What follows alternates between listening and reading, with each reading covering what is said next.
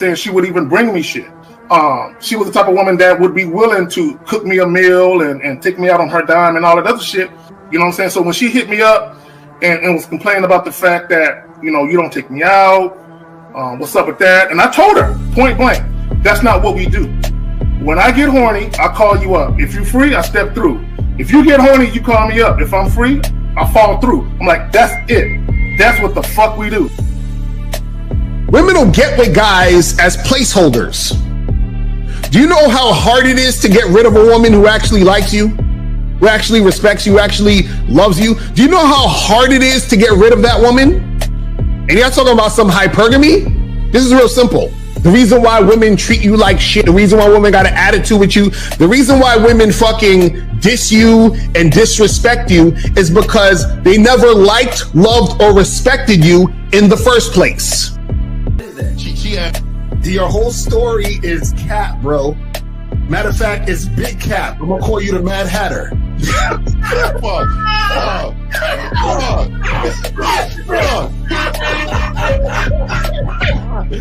Fuck! I don't know why it would happen to me to lie. You guys didn't even know me.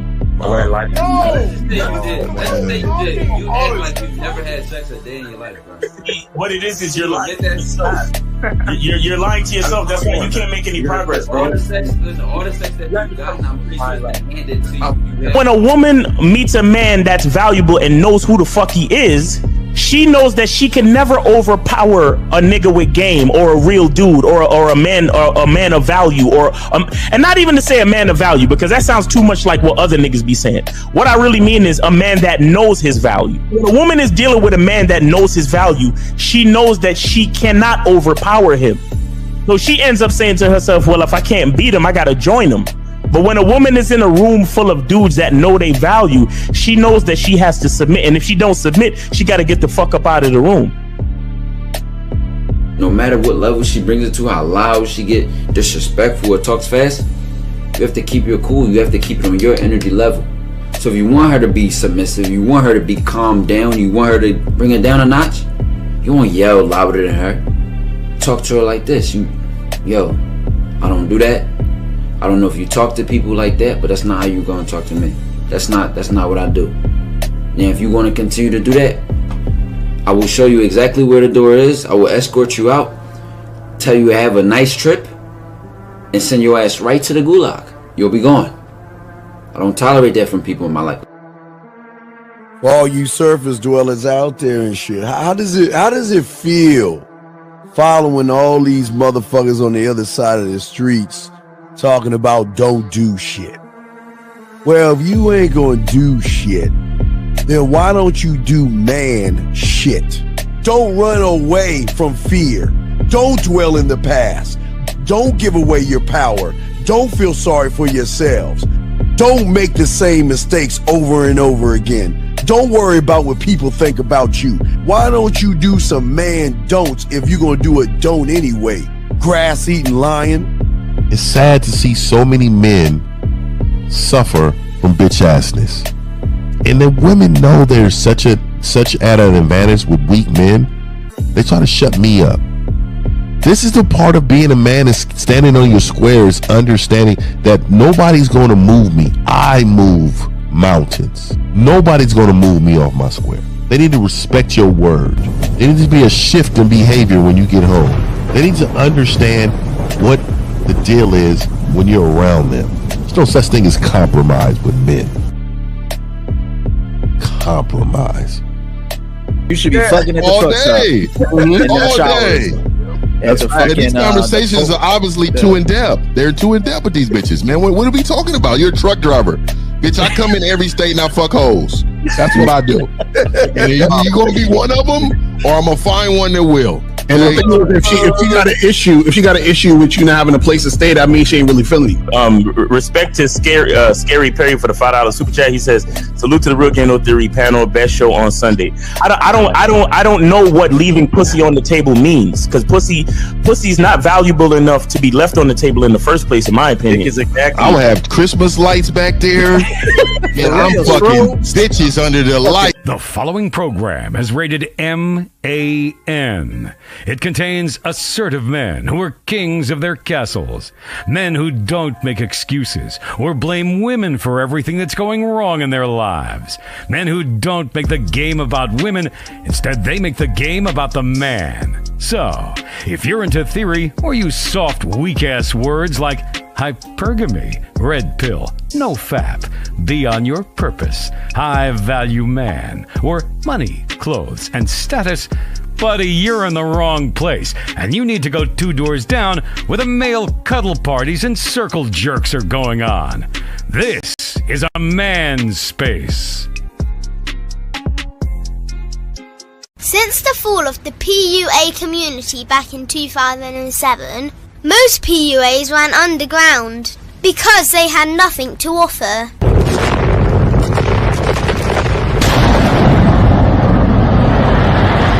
The content creator has become the hero today, dedicated to one single objective: to declaw and defang any person who listens. They decided to join forces to create a cult, and never giving those who listen a solution. It's all about clothes, cars and money, deception and manipulation, indirect game, going your own way.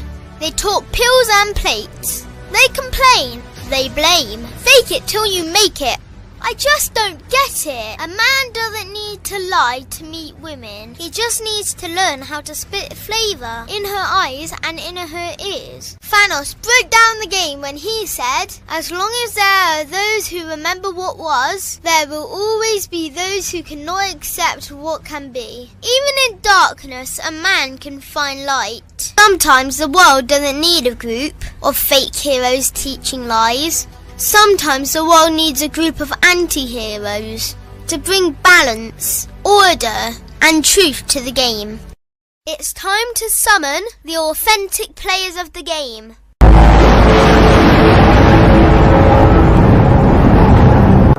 It's time to summon the authentic players of the game. The authentic players of the game. Let it be no confusion. This here is a movement. Leveling up, real talk, ain't no illusion. Helping all the men see the light, that's right. Only bringing the truth, you can't deny, that's the vibe. We gon' bring you the insight, bring you the game plan. Show them we real men, we ain't never breaking. You know what I'm talking about, I know that you hear me. Yeah, this is real game, no theory. Let's go, real game, no theory. Here to make it happen, teach men how to be men. Now it's time to put in action. Taekwondo and K-Zagging, we got Miles in the building. Mr. 1950 and Steve the Dean Williams, Mr. Lucario and the anti-villains. We gotta keep it real, this ain't about hurt feelings. Speak the truth, gotta say it loud so you hear me. Real game, no theory. They don't want you to be who you destined to be. Real men are necessary, not accepting defeat. Talking the man mindset, and this is the time now. We will never fold, never fall off or bow down. Time to make it happen. We ain't even stressing. So many don't take accountability for their actions. I gotta say it louder if you don't really hear me. Speaking the truth, this is real game, no theory. Yeah, I guess we're the What's poppin'? What's poppin'? What's poppin'? What's happening? What's happening? What's happening? Is Miles here today? Is Miles gonna be here today? I think so. Shit, I gotta text him. All right, let me text him. All right, let me know before we go around the room and everything, man. Shout everybody. All right, yeah. Let us know. All right, let's go ahead and bring it. Fifth. Let's go ahead and bring the first one up. Fifth, you up, dog? Talk to man, shout out to everybody, man. Yes, sir. I want to say this really quick. So I've been doing a lot on Travis Hunter, but today I'm gonna show you an older Travis Hunter and what Travis Hunter can learn from this old man. So shout out to Travis Hunter because Travis Hunter keeps getting better. You know what I mean? Keeps getting better, man. Travis Hunter keeps getting better. But shout out to everybody. Shout out to the moderators. Shout out to the panel. Let's go, huh? That's what you can teach him. You can teach Travis how to do that. Well, no. Travis, and that's his problem. He at least some men control some women with some dick. He can't do that either. So that just tells you he has no game and he's not hitting the bottom. So that's the problem. He's not. All right, guys. The man mindset. Hey, guys, get your crayons out. Go ahead and call in, ask questions. Well, we're trying to find out what number to call first, but we got y'all covered. Let's go ahead. Hey, hold on, real quick, man. Steve love himself, nigga. This camera is on his face. Yeah, it is. God damn it. God damn it. That's crazy. That's crazy. I'm all up in this. Fuck you, man. Anyway, let's go ahead and bring the bad boy. He's not up in the camera. Yeah. What's popping? Shout out to everybody in the chat. Shout out to everybody in the building. Make sure that you guys go get that Game Kings 2 documentary. It's out right now. Go to masculineidentity.com. Get the documentary. Right. Myself is in it. 1950, K-Zaggin, Steve, Miles, King Dre, Boss Mac, Rom Wills, Taekwondo. This shit is fire. So go get that shit. Go get that shit. You feel what I'm saying? This nigga Steve is the worst. I'm just saying. That nigga Steve is creative than a motherfucker. No, we got to do it right. So what's going? So he's coming in or no? Oh, I don't know. Yeah, you might as well put on your number. He got because I can't hear me back yet. Okay, bring your number until he come up. Okay, I throw my number in. Let's go ahead and bring our dog Carrie K Zag in the building. Hey, real quick, like, share, and subscribe. Yo, for those of you who haven't, moseyed on over to the Patreon, go ahead and do that. Check that out. Also, the channel membership. Check that out. I have some exclusive joints over there that you will not find on YouTube. Yeah, that hat is clean, nigga. That's clean. I appreciate that. Yeah. Hey, I seen somebody say something about this treatment, man, and put me on big, man, because these cats don't know. I don't know what they was talking about. All I'm seeing, nigga, this is Heathcliff. Okay. What they said it was. They said it was something on CNN, some crowd or something. No, dog. Nah. There's only one Heathcliff. Y'all need to look it up. You little youngsters out here, this is nostalgia. I mean, this is a real life cartoon back in the day. Okay, all this little funny stuff, y'all got edited. Look, he was whooping ass in alleyways and knocking your bitch. You know what I mean? That's what he was doing, man. All this new age stuff, y'all need to stop it, man. Heathcliff, what it was, bro. You know what I mean? All right, let me change the number up, guys. I want to call it was different. Yeah, it was different, man. They wasn't. We didn't. No, we had real life cartoons back then, dog. It was no edited. You remember Pepe Le Pew? Yeah. That cat was a simp, but he was also a sexual harasser. Right. This nigga was a sexual deviant and shit. Yeah, this nigga was rolling up on bitches, man. This nigga was a wild nigga, man. Yeah. All right, Zach, you got. Oh, wait a second. Hold on, he's here. Let's switch everything back. He's here. Miles, what's up, man? See, it's nothing like that pre-show pussy. You know what I mean? I tell you, sometimes we be like, I got 2 minutes, 1 minute, fuck.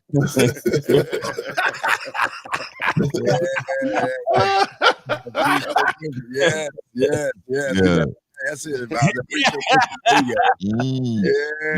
Nigga Miles. Going on, man? What's going on, people? What's going on? It's your boy Miles Cunningham, man. Yeah, man, happy to be here. Life is good. It's Sunday. It is time for Real Game No Theory panel, man. We appreciate y'all. And listen, man, get your soap, man, all day, every day. Get your soap, real. Go to masculineidentity.com and also get 20% off until Valentine's Day for the Valentine's Day sale. 20% off. All you got to do is type in LOVE in the discount box on the checkout page, and you get 20% off all soap. Masculine Identity soap, your lavender soap, your lemon mint soap, and your rose soap. You get what I'm saying? So make sure that you do that. I need to discount these. I know some romantic niggas out here. We need exactly. to, shout out to the candles.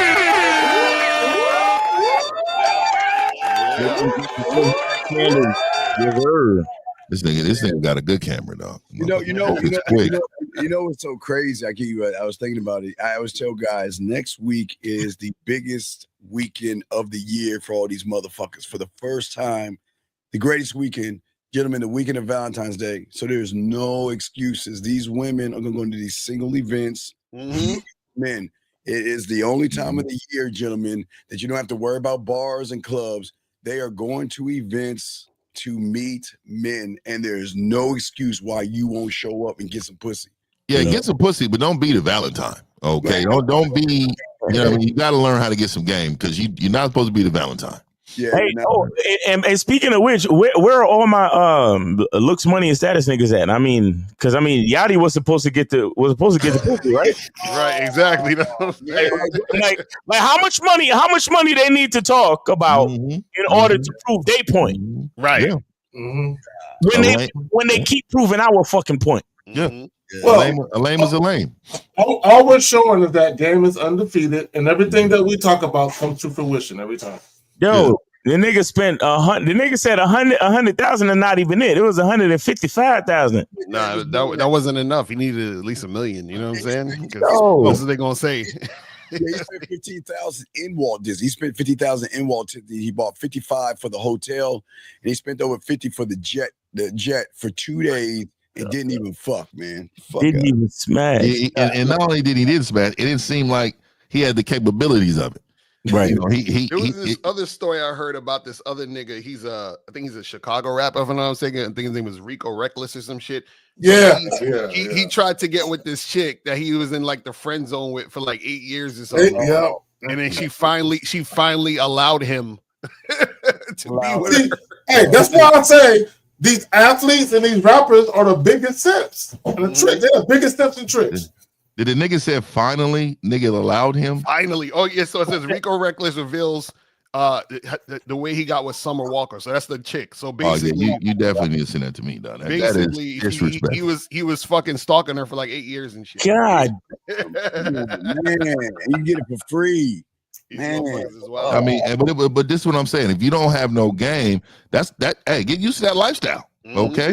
Yeah. Get used to that lifestyle. Hey, but Steve, do me a favor. Put me on the full screen real quick. I'm gonna show you why Yachty ain't getting no bottom. No, I'm gonna really show y'all why he's not really getting no bottom. Man, y'all see that? Mm-hmm. All right, let me show you what he's doing. This him. on everything. This is him. Man, stop, man. Get the fuck out of here. I'm dead serious, dog. This is him. This is on his fucking page. Yo. This is on his fucking page, dog. So this is why these bitches are not giving these niggas. Look at this bitch ass nigga. Man, come on, dog. This is him. Look, he's grooving with it. Look at it, you know, Yachty. It's his page, nigga. Oh my God. This is his page, nigga. That's all I'm gonna say, dog. No, damn it. That's what I'm talking about, dog. Nigga, you gay. Niggas don't want to talk about what it really is. These is fuck niggas, nigga. These is fuck niggas, man. Oh, damn. Terrible. Oof. Well, Zach, but we're the bad guys, though. Yeah, and all we trying to do is help these something wrong with us. Something wrong with us and shit. You know what I mean? See, when Steve say, "Why do you hate yourself?" Well, why do you keep putting these guys down? What is wrong with you guys? Yeah, man. Fuck. Zach. All right, Zach. Go ahead and start us off. I just look. Do men really want respect, or are they afraid of responsibility? This clip was hard to watch. It's hard. It's hard. Pause. Yeah, pause. It's difficult. It's difficult. It's hard to watch. Yeah. It's not as hard to watch as this. Yo, AI is scary as fuck, though. I ain't even gonna lie. That shit. If I seen that shit in real life, I'm telling you, nigga, they gonna have an AI of me one day, disrespectful, dog, and I know they gonna try to get a hold of me with it, dog. I pray. Yo, man. All right, Zach, so you ready for this, dog? All right, let's go ahead and play the clip, guys. Viewer discretion is advised. We're going to talk about this. This is very disturbing. Here we go. When a man go through something, don't nobody give a damn. I'm being honest, bro. When a man need help, everybody tell the man up. Get a better job. Get more money. But when a woman need help, everybody cool with it. The first thing they say is, well, your man. You know what I'm saying? The man. Exactly. See, and that's the part that a lot of guys can't get past. Why is it that women have this little area over here where people give a fuck about them, but us men don't have a safe place to go? we guys, you cannot compare yourselves to women. You cannot. Yeah, you cannot. And why is this nigga like he's so passionate and sad he can't even look in the mirror? I mean, look at the camera. That nigga's hurt. That nigga's hurt. If y'all notice, he ain't looked in the camera once, dog. He is hurt. He gonna start tearing up if he see himself, dog. Emotional damage. You should be doing it. You should be doing it by yourself. It's the man. The man got to be the strongest person in the house. But when he weak, who helping that man be strong? You know what I'm saying? When that man going through something, who helping him? The man can't call on nobody. Huh? He got to do it all by himself. Even when he's stressed out, who helping the man? When he's suffering and struggling, who helping the man? He got to help himself. There must be somebody in the passenger seat. Ain't nobody standing with him, but he stand with everybody else. He pay everything. He do everything. He trying to keep everybody in order, trying to keep the kids in order, keep himself in order, keep his spirit in order, keep his mind in order. Who gonna keep the man in order when he out of order? Huh? When he needs somebody to help him. But a woman, can cool with. Okay, so there was a scene in the movie Saving Private Ryan where Tom Hanks' character, he was the captain on a little journey, and everyone else was below him. So somebody was asking him, they was complaining about something, and they asked the captain, "Who do you complain to?" And he's like, "Not you." The chain of command goes up. Right. So when guys talk about, oh, the women got someone to go to, who the guys got something to go to, the chain of command goes up. So you don't complain to your woman. So if you believe in God, they could go pray somewhere. You know what I'm saying? You know, but the chain of command goes up. So there's nobody to complain to but you. You got to complain to yourself and vent to yourself and figure out the next course of action. But y'all got it. That's a fact. All right, here we go. Almost He done. got a Snuggie on. What kind of velvet sweater is this? Nobody say shit. Everybody got their back. But when a man go through something, he get stepped on, he get beat down, he get degraded, he get insulted, he get dragged down through the mud. You wonder what's wrong with these men. They going through it. They stressed the fuck out. They hurting inside, bro. Men get tired of every time something going wrong with them, everybody shut down on them, bro. Everybody turn around, turn their back, and like he ain't nothing because he a man. It feel like you ain't human when you a man. Like, bro, I gotta act like I ain't hurt. I gotta act like I don't want to cry, bro. I gotta sit in the room and cry to myself, wipe my tears away, and come outside and smile at my kids and white face like I ain't going through shit. Like I ain't dealing with nothing. I know men feel like that sometimes, bro. You try to be tough, bro. I don't care how strong you think you will, bro. But when your heart get hurt, bro, it's different, bro. When your people laugh at you, bro, when you suffer, that shit different. Hey, man, how long is this video, man? How long is this, my boy? He got a lot to get off his chest, you know. Let him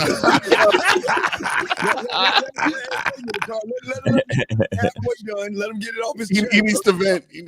He let him vent. Let him have his business. Yeah, this being brought to you by 10 packs. Yes, 10 packs. Let him finish his 10 packs rant. And where the fuck did it go? Hold on. Okay, wait. Did I miss it? Dealing with nothing. You think you will, bro. But when your heart get hurt, bro, it's different, bro. When your people laugh at you, bro, when you suffer, that shit different. That's it. He told me, let me see. You try to spend time, they don't want time. You try to love them, they don't want love. They don't want a kid, they don't want nothing. They push you in the corner, bro.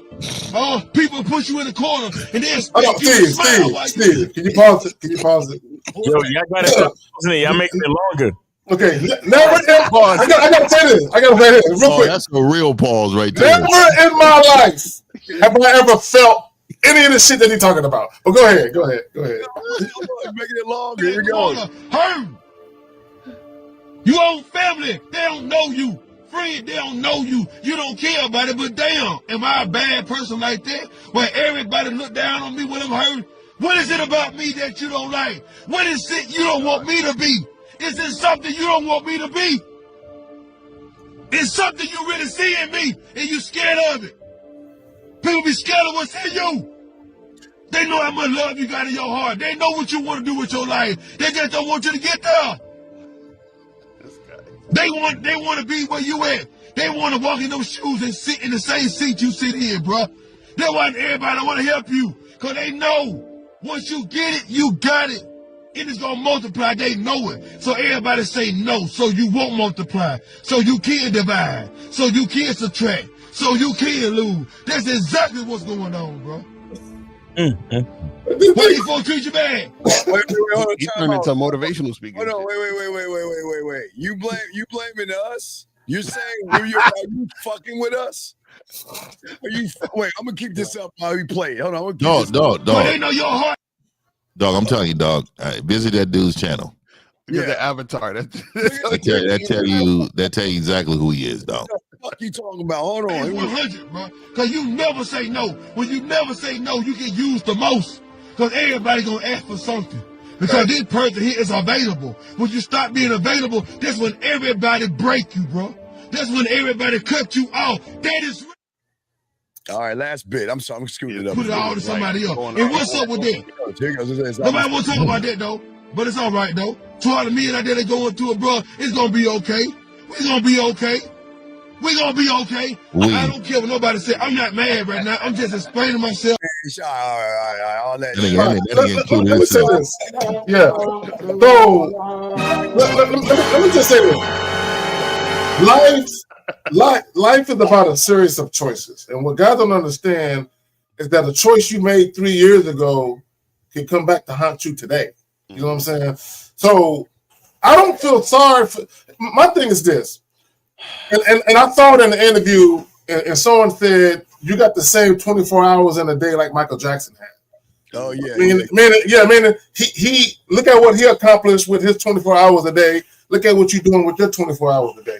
I understand that we're presented with certain challenges that are not always our doing. But at the end of the day, if your life sucks that much to where you got to hop in your whip and do all of that, you made the choices that got you where you got to. Because there's a lot of other people that aren't sad and all fucking kumbaya like your ass is. But again, life is about a series of choices. What you get out of life is what you put into it. Y'all got it. I think it's an elephant in the room. I think that we try not to talk about too much, but it's about 95% of the people in our chat like that inside. Right. And I'm gonna keep it 100, dog. It is you. I know y'all out here laughing with the laughing emojis, but if you don't have confidence, you don't have game, and you're a person who believes that you need to express your emotions, I'm telling you, this is you. And this is the hard truth that you just seen. You took a look in the mirror. This man said it, but you are thinking it. You are feeling it. And you walk around with this every single day. And then you come Sundays to the Sunday church over here to get some medicine, but it only helps you for a couple hours. And then you go back to your normal life of this man. This is who you are. So let's be honest, man. You know what I mean? You know what's funny is that I actually think it's good when men feel this way, meaning like that feeling of, oh, nobody cares and I'm upset and frustrated because nobody loves me, like that's good. And I'm gonna tell you why it's good, because see, I used to think that way, where I'd be like, oh, I feel these feelings and I'm all upset and all this other stuff, and then I would get over it, and then I would feel it again, and then I get over it and I feel it again, and then this is what I realized that I'm supposed to feel that way because I realize that I, as a man, have to deal with my shit. You see what I'm saying? And this is what a lot of these guys don't understand, is that nobody gives a shit. Once you realize nobody gives a shit, that's when you have to be the body that gives a shit. So you give a shit about your shit, figure your shit out, and do what you got to do. The issue is that the reason why it's quote unquote so hard on men is because it's supposed to be hard on men. Because it's supposed to be hard to strengthen you, because you're the leader. You are the one who orchestrates everything. You are the one who guides and protects. You're the one who actually creates situations for yourself and your family, your loved ones, your woman, all this other stuff. So it has to be hard on you. Yep. Because you have to be strong to deal with all the bullshit.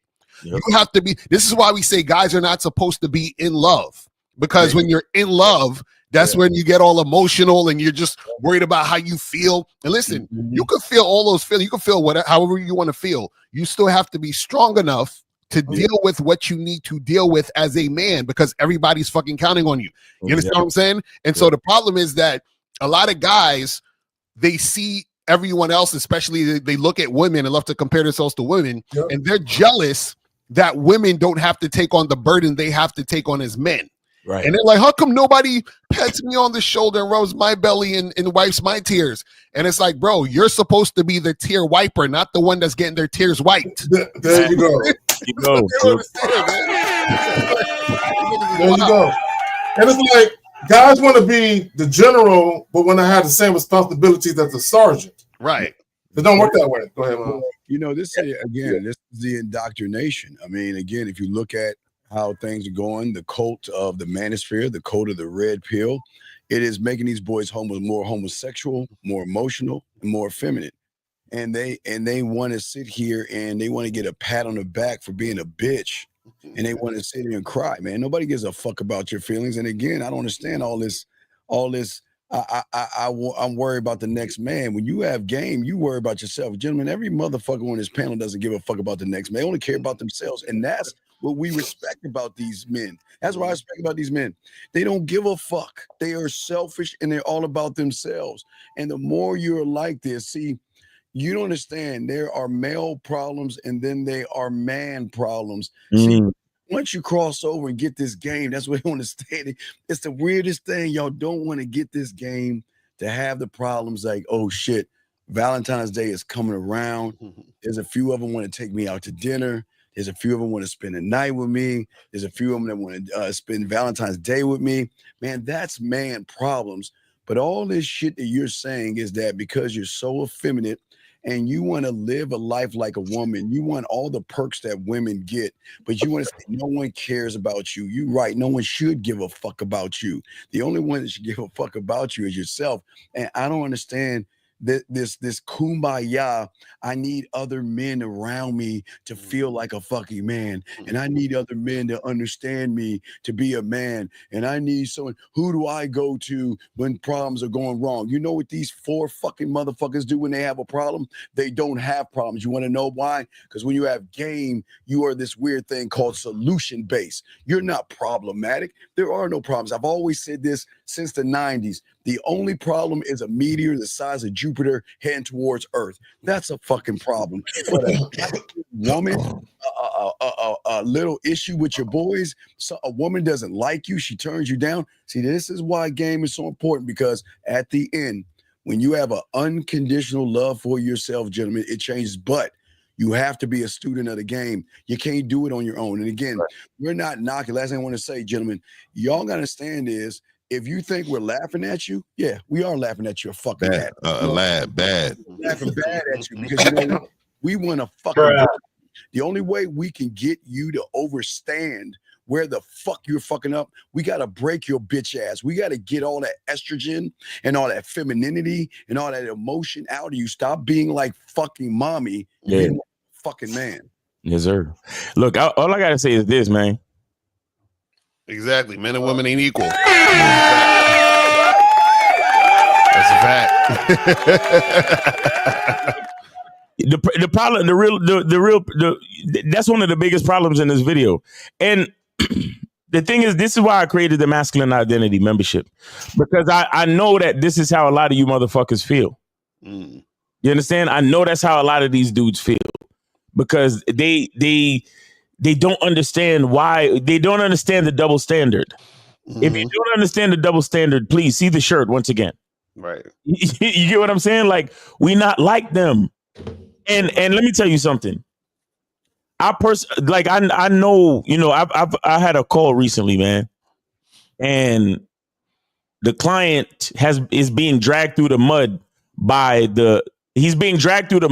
his therapist and his wife.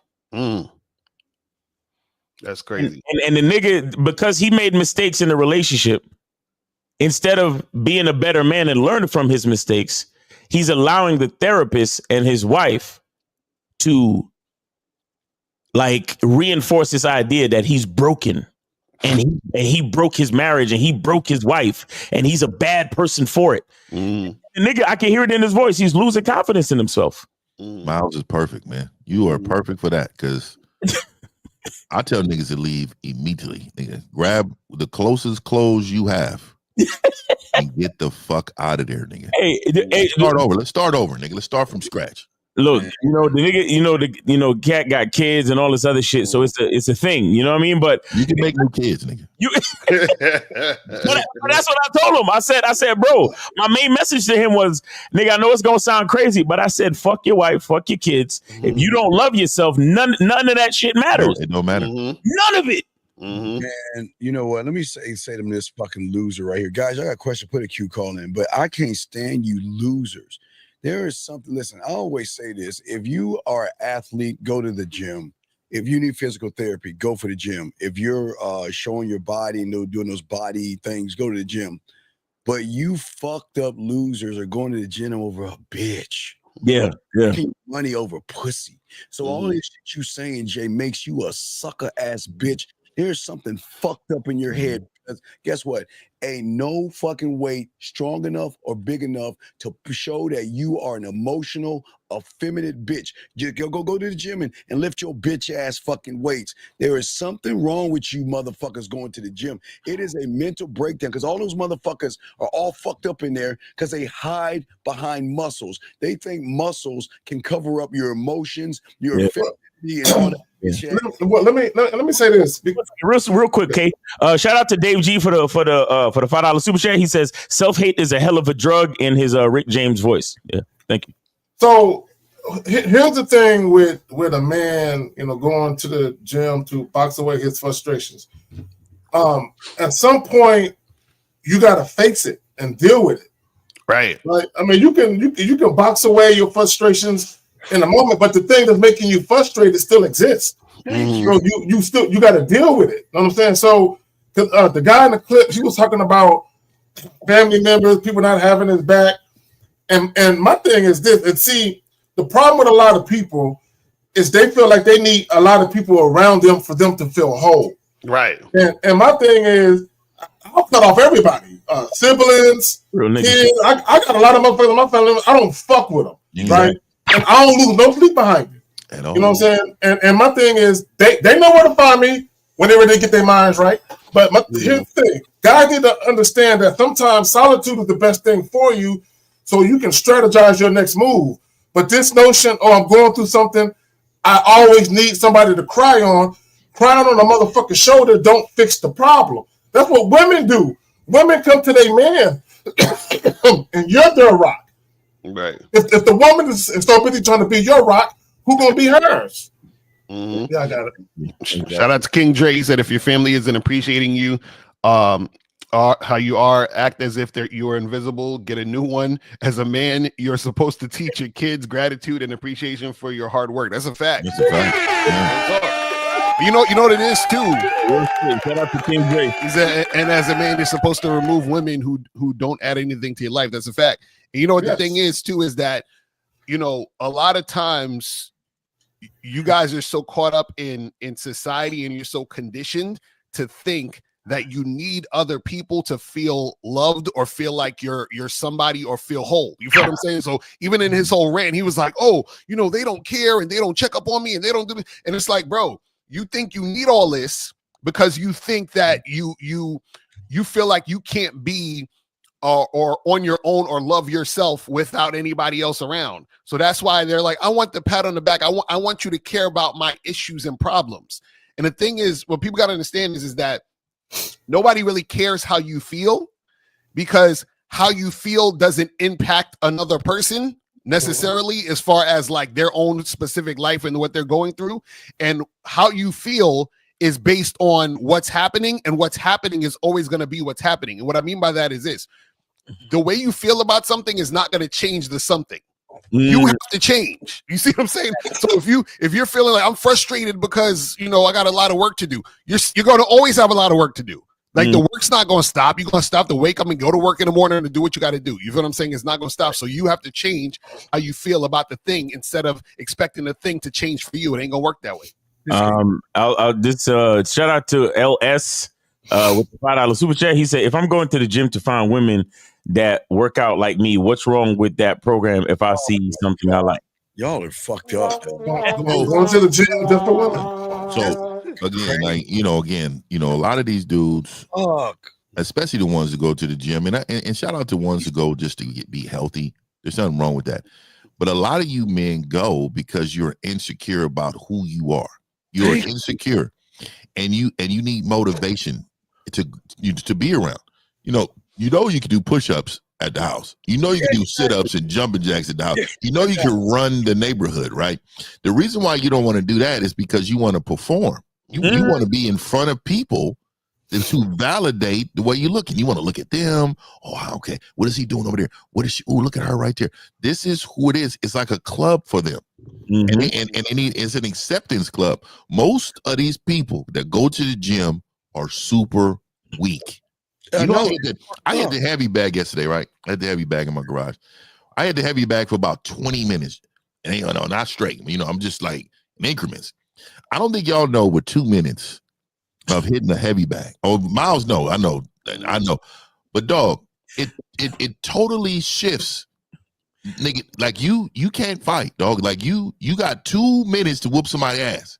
And you got that. Otherwise, you got to grapple. You know what I mean? Just the thought process of what I'm at the house doing, you motherfuckers at the house like, oh man, I'm gonna take my shirt off at the club, or you know what I mean, or the summer's coming, guns out, that right there. When you hear suns out, guns out, them and the niggas is weak as fuck, dog. Jello pudding hearts, dog. I'm telling you. Why go to the gym with a bitch? What is the purpose of hanging out with a fucking woman that looks at you like fucking a weird ass, homophobic, thirsty ass bitch? See that they don't know how to meet women in place else, bro. But also look what he's saying. He said, if I'm going to the gym to find women that work out like me, so essentially he's saying he's like, I want a girl who works out, right? The problem is that instead of him just having that as his program, like any chick that fuck with me gonna be working out, he needs to go to the place where it's happening. You understand what I'm saying? So it's not him creating a situation to inspire a woman to work out or to find women who work out wherever.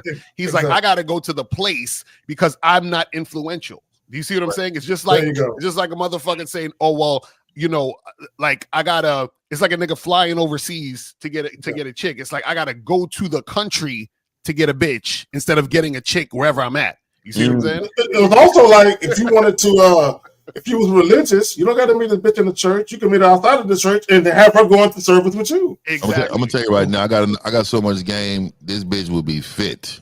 You understand me? So much Mac game. This bitch will be fit. She'll be running the track. You understand me? You got to know your fucking value, niggas. You got to know your value. You got to know you got to know that your value is so much. She will give up anything and everything to be in your presence, my nigga. And that's why he'll be in the car. Got something to say about Dank. Yeah. He'll be in the car. He'll be in the car crying because you know what? The moment she looks at him and says, "No, I'm sorry. I didn't mean to give you the wrong impression. I thought we were friends." And then this bitch ass gonna go and cry in a car. Or what he'll do, like these weird homophobic guys do, is guys like him. And I'm sorry, this is what the Red Pill and Mansfield taught you guys. Not only talk about other men, think about other men, or look at other men. Because LS, when you walk into that gym, the first thing you're doing is sizing up other men. You're looking at their chests, you're looking at their arms, you're looking at their backs, their thighs. What do you get? Yeah, I'm being dead ass. He's doing that. What's gonna happen is, because he doesn't get that girl fifth, he's gonna feel that he has to go to the gym and work that much harder because that's what losers do. Yeah, he put up something else. So I'm gonna say this really quick too. So that picture I just showed you, she's not getting no dick until she gets to a certain size now. You know what I mean? Like I'm not hitting that or nothing. But I will tell you the Mac game would get her until where she needs to be. The gym. So he said the gym is what I do, and I like my women to be fit. The gym have women like that, and dude does outside the gym. So basically, this, but fam, first of all, you got to change that name. Second thing is this nigga is not long stroking. You know what I'm saying? So you got to change it. But this is the thing. What you guys don't understand, and this is why I love when Miles says your language exposes you. Shit. You're going to the gym for women, basically. You're not going to the gym because you want to work out. You're going to the gym for women.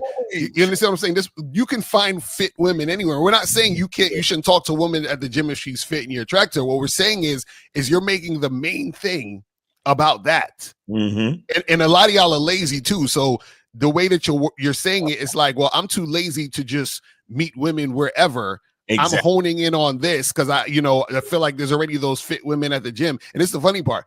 If you're making it about the women at the gym, that's taking focus on for yourself, going to the gym to do what you got to do for you. Exactly. All right, so we got 646. You are on live with the Real Game No Theory panel. Name, age, city. How can we help you? Hi, good afternoon. This is Jay from New York. I'm 33. All right. What's going on? Yes, sir. All right. So listen, what I was wanting to the question I asked y'all earlier, just wanted to clarify, because for a few things. First of all, I have my own home gym. I don't go to the gym.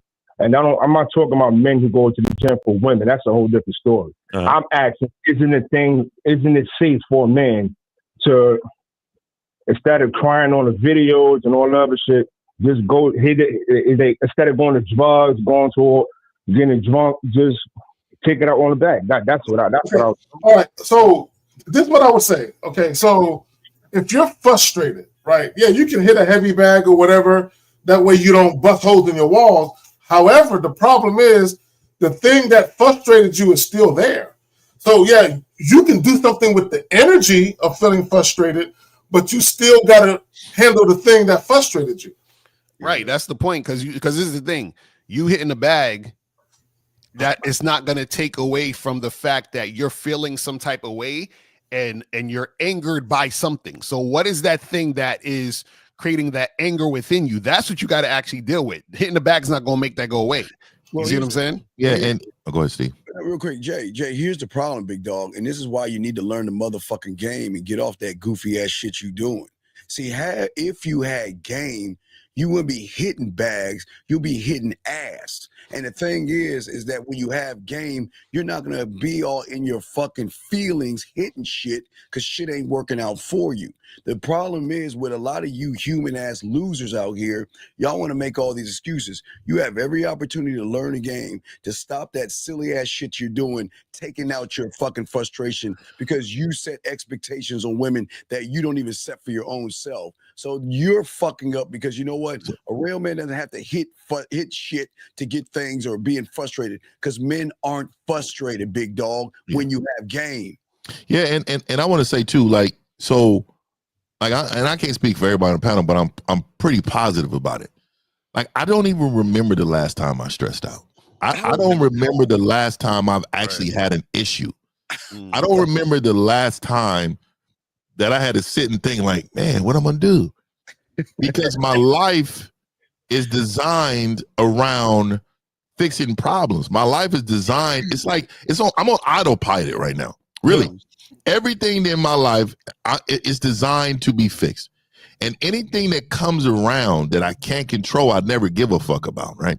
So, I think a lot of times, men without game, number one thing y'all take on is other people's problems.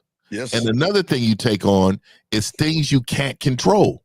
So if you understand, if you keep your realms into you and how you can handle you, then you will be more self-sufficient. The problem is that you men take on other people's problems so much it consumes you.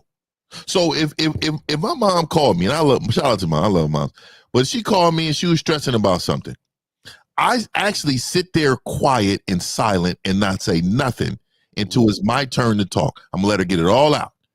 And then I'm gonna say, look here, this is what you do. Bop, bop, bop, bop. And then she's gonna be like, well, okay, because this is who's in front of you. You gotta remember that they're here for you to lead them. Even my own mother. So I'm going to give her the game. And she's probably going to push back a second. I'm going to give it to her again. And then I'm going to end the call. Because I know what's going to help her. But what also helps her is she knows she's calling in to one of the toughest SOBs that she knows. You get what I'm saying? I'm comforting. Just my presence, not even, look, she knows she can call me. My sister bought it real quick little story.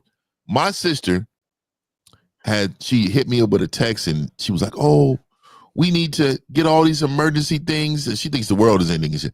The emergency things going on, bop, right? And I'm like, "Oh, I got it all. Don't worry about it." Everything that she has, everything she says, I have. But did I address her problem or even thinking about it? No, because you know why? It's not valuable to me. I know there's nothing I can tell her that's going to subside what she's thinking and what she's feeling because her perception is fact. But what I'm telling you is she's calling me to do what? Lead. Oh, we need to do this. We need to buy this, blah, blah, blah. And she already knew I had it. So the thing is, what I'm telling you, sir, is you're not prepared for life. So what you're doing is you're reacting to life, not being preventative of what's going on, of what life gives you. To your point, I feel like. Can I respond to this real quick? I'm not saying it's actually accurate. In the same token, I don't know about anyone else, but for me, I'm saying that sometimes, but in my personal life, there's things is like, it's too much for me to consume. So the best way for me is to take it out on the back of the. So wait, Carl. Let me ask you something. Give us an example of something that's too much for you to consume. Give us a feminine ass example. Give us an example of this bullshit you talking about. I mean, for example, like it could be something at work that's, go to work and it's too much for me to handle at work. Like what? Give us an example. Like what is too much for you to handle that gets you all frustrated? I just gave you an example. It could be like I go to work one day and a whole change of plan that I have to do, a whole different project that I never was prepared for. Maybe I get streamed out by the boss, so it's like, all right, I still got to go to work. But now I'm frustrated, so I gotta maintain my energy. But I'm frustrated, so I'm gonna go home. Okay, so this is what I'm saying. What? Because this is the thing you gotta understand. All of your emotions are based on your beliefs. So what belief do you have about a plan changing out of work or a new project that gets you frustrated? No, I'm just saying, I'm giving that example. Like this, if I'm working for a company or working for a contractor, right? I'm just giving a prime example. If it's that stuff like that, which like, oh, I'm not in control of this. Maybe the head corporate just decided to change everything up. So everything gets switched, and I got to follow that plan. So that's what I'm saying. What about following that plan frustrates you? What is wrong about following the plan that gets you upset? It could be a number of things. It could be that, maybe that's the only income I rely on. But now, however, as I'm taking out my frustration, that's why I say mind, body, and soul.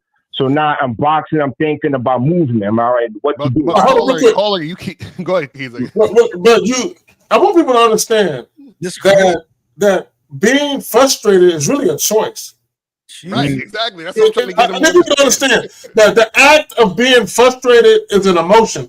Any emotion that you can feel, for the most part, is a choice. Yeah, it's a choice. It's a choice to feel it, and it's a choice to delve into it and then wear the shit. But it's a choice. Like, Caller, this is my point. There were times where I would get frustrated in traffic, and there were other times where I wouldn't. I was making a choice to not be. Right. It's a choice. So what a lot of you guys don't understand is that what is really going on is you don't like your life. And then when certain things happen, it's just a reminder of how much you don't like your life. Yeah. Why don't you do something weird like do your fucking job and stop bitching? How about that? Isn't that crazy? And guess what? If you don't like it, find another fucking job. Because it doesn't matter what you get your frustration on. You're a bitch to the job, dog. Because see, that's what I said earlier. I was like, it's not about what happens, because everything that's happening is going to keep happening. You got to change. That's what I was asking you, Caller. You saying, man, I got to listen to this boss. Okay, so what's wrong with listening to your boss? Right. That's why I said the boxing becomes mind, body, and soul. No. This one, I'm asking you a question. What's wrong with listening to your boss? I mean, nothing's wrong with it unless you don't like the job. And then so then why does that frustrate you? That's what you said. You was like, oh, I got to work for this person. Like, how does that frustrate you listening to your boss? I just gave that scenario. Maybe maybe the boss is a dickhead or something like that. Now I go home. I'm coming up with a game plan. That's what I said. So caller, real quick, caller. This 50. Caller, real quick. This 50, man. Let me give you the real game. Let me show you the real game on what you're saying. Right? I'm gonna really give you this game, and I want everybody to listen when I tell this man. All right. See, when you have game, first of all, you never have a boss. I'm an independent contractor. I'm here. You're my supervisor, right? You're not my boss. So let's say that first. But second, why don't you? And I don't care what industry you in. Why don't you have so much confidence? You learn what your supervisor's doing. You say, hey man, let me tell you how much mouthpiece I got. I'm like, hey man, look, let me tell you this, man. I really admire your work, man. You're around here, man, working extremely hard, man, making sure everybody's doing what they doing, man. And I'm not gonna lie, man. I want to be your understudy. I mean, I want to learn what you are doing in order to make this place run so great. Because one day I aspire to be in that same location. Now I don't give a fuck about what I just said to him, but I promise you this: he is going to be like, yes, come with me. Oh, let me show you how to do this. And then when you're moving like he is, you go to his boss and say, look here, I've been shadowing this man. I've been doing X, Y, and Z. Is there a different location for me to be? Because what I want to do is I want to help this company go to the next level. See, a lot of you settle. And no. Hold on, listen to me real quick. I'm gonna let you spit. A lot of you settle at your job like you do with a bitch. Mm-hmm. So what happens is you allow this type of behavior from your job like you do your bitch. See, I will never be in a position that I'm not leading. And what I'm telling you is I just taught you how to lead even when you don't have the authority to. So what I'm saying to you is you put yourself in position to win at all times and stop allowing this behavior at the job to stress you so much that you bring that bitch to the house. Now you got the bitch at the house.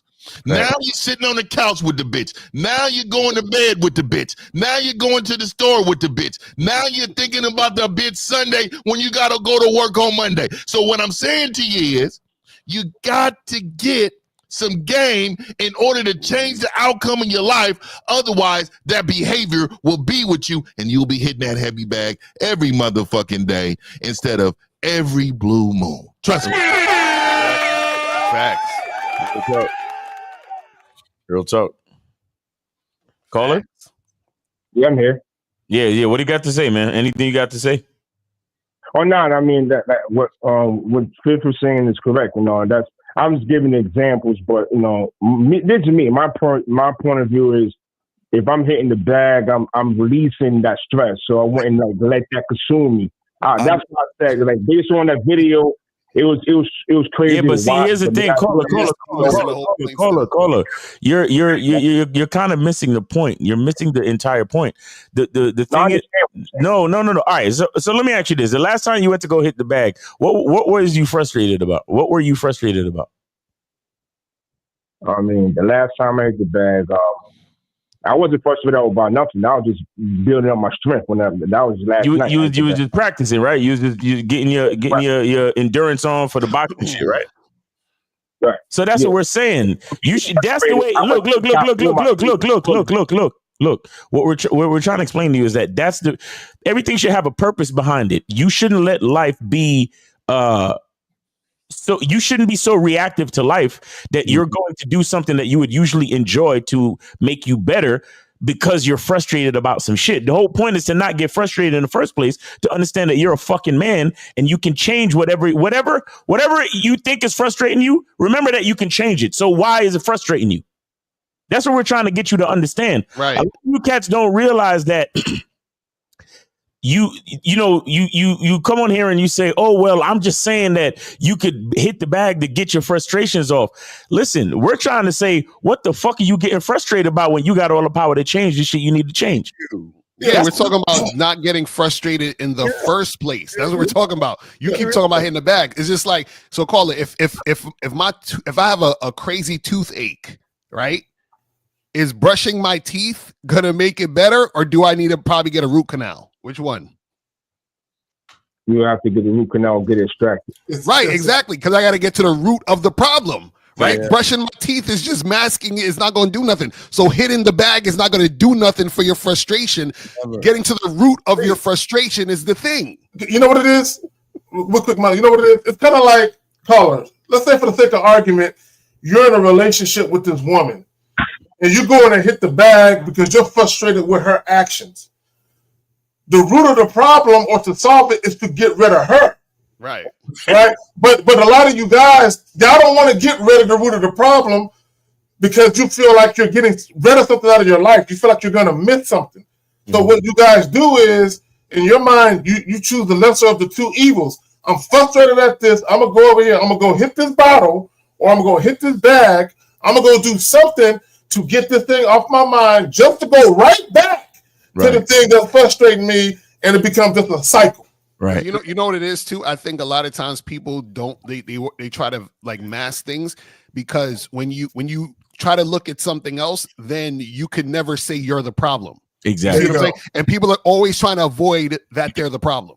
See, this is why so many of you motherfuckers want to blame porn, and you want to create this idea of porn addiction. Mm-hmm. Because it's truly that you just don't want to put in the work and do what you need to do to get real pussy. Right. That's all it really is. Oh, I don't want to put in the work and go get real pussy. So, but I've been hitting the bag. Right. I.e., I've been beating my meat and watching this porn shit instead of going to do what I really need to do. Right. Yeah, and this is what I was saying about my mother earlier when I said, man, I let them vent. I tell them and give them the game, right? Give her the game, and then she's gonna push back a little bit, right? And then I give her the game again, and then I get off the phone. So caller, when we did this, we gave you the game. You push back a little bit. We gave you the game again, and then you're in the position of the hang up, because again, we have to tell you that what we're telling you is true. Mm-hmm. And you shouldn't push back. You shouldn't push back against any. There's no excuse for your situation. That's what we're trying to tell you. And if you don't believe it, you have to get this game, man, because it will change your life. Your way of thinking is fucked up. Can we LS with the $5? Can you put them up there? So he says you can use emotion as motivation or inspiration. What's wrong with having emotion, energy, and use it to empower yourself even more? Because I'm gonna tell you why, bro. Because here's something you need to understand about motivation. Motivation is feminine as fuck. Thank you. It's for women. I keep telling you guys. I've been telling you this since I started the Masculine Identity membership. Motivation is feminine. The only thing you need to focus on as a man is consistency. Consistency, meaning that if you hit the bag every fucking Tuesday, you hit the bag every fucking Tuesday because that's what you do every Tuesday. Not because, Tuesdays, my boss always yell at me, and so I got to hit the bag on Tuesday. Why are you so fucking reactive? You know why, Miles? Because it's not the emotion, it's the bitch. And y'all know motherfuckers want to admit that shit. Some woman has so much fucking carry and handle and got your nuts under under their hands that it is not emotions, you weak bitch. You know what it is? Is you trying to find a fucking woman at a bar, at the club, the gym club, right? And you can't find one. So your pussy ass wants to use emotion and motivation. And guess what? If you are a loser, now watch this, guys. If a loser motivates himself, does he become a winner, or does he become a greater loser? Because you're only going to motivate what the fuck you are. Just like this guy on a thing, all that bitch ass frustration shit. He is just as effeminate as you. All you silly ass girls make all these fucking bitch ass excuses. And this is why, which is crazy to me, Mr. J, is why aren't you under No Diddy, or who is your master? Let me ask you, caller, who is your master? Who is your teacher on this panel? And if you say nobody, then you ain't shit. Who is your teacher? Caller? So as far I'm not under nobody's membership, but all y'all my teachers. All y'all guys. Y'all make sense. Oh my God! No, and I respect that. You make my whole fucking point. I can't stand motherfuckers like you when they sit here and tell everybody you got the K-Zag and the unmitigated goal. To tell everybody your fucking weak ass points, and you're not under a sensei to teach you how to be a fucking man, to stop hitting the fucking bag, to stop being frustrated, and to fucking learn how to let your nuts drop from your stomach. You and LS, yo, shit. Yeah, I want to say something. Go ahead. All right, real quick. My grandpa used to say, man, either you have an Audi or any. Which one? Which one you got? Damn, dog. Go ahead. What is that? So I need guys to understand the feeling of being frustrated comes from a sense of feeling powerless. So if you are a man, this is why that guy venting in the car, this is why it was so detrimental to manhood, because you're showing you have no power or control over your own life. How is a woman supposed to come into your life and follow your lead when you're exhibiting the fact that you have no control over your own shit? Right. So the feeling of being frustrated, again, it goes back to what I said earlier. Life is a series of choices.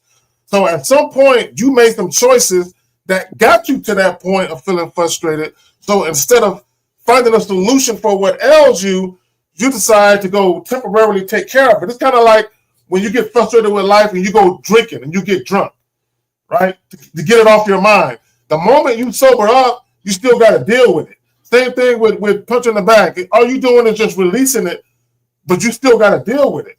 And you got to deal with, why are you making decisions that put you in situations where you do get frustrated?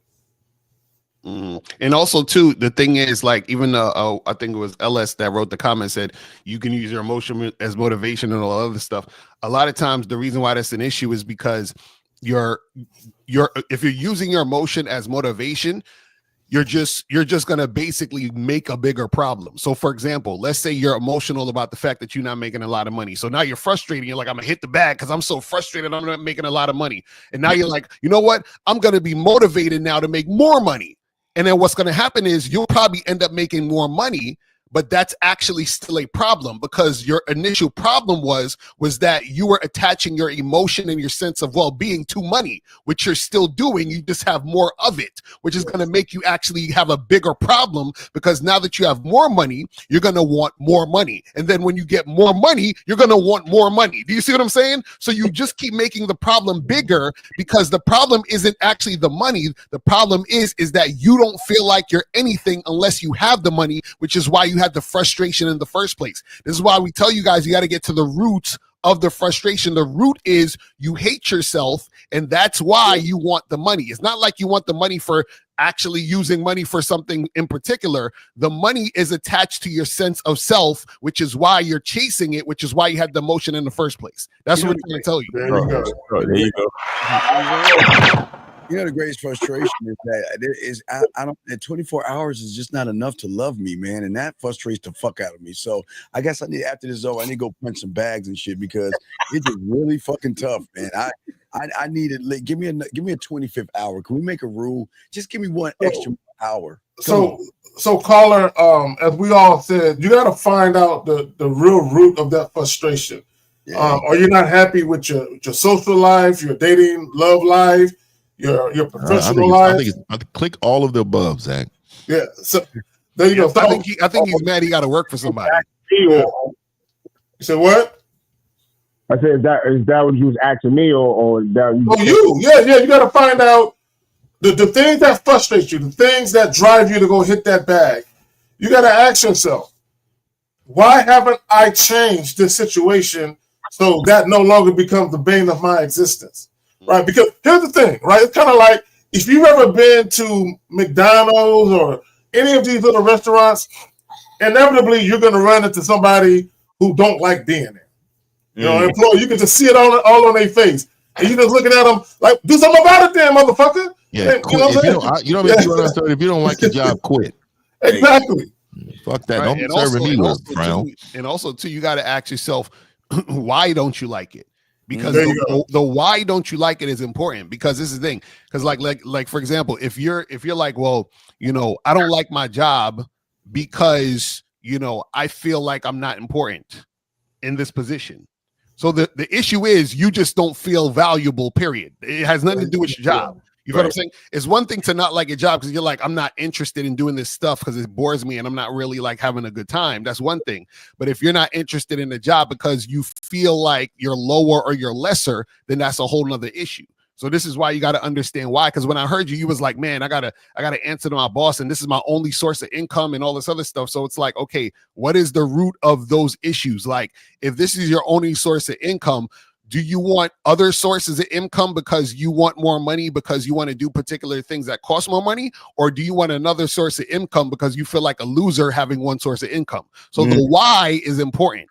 You see what I'm saying? And shout out to Darius, Humble Warrior Poston with the $10 super chat. He says, this is the thing about motivation. It will never stick with us because it comes and goes. Two things a man really needs are consistency, as Miles mentioned, and discipline. Consistency and discipline. Right. Real talk. Yep. Now, you have a chance to grow and be a man, dog. And how old are you, young man? Me, I'll be 34 tomorrow. Okay, well, first off, congratulations. But here's the problem I'm asking you, dog.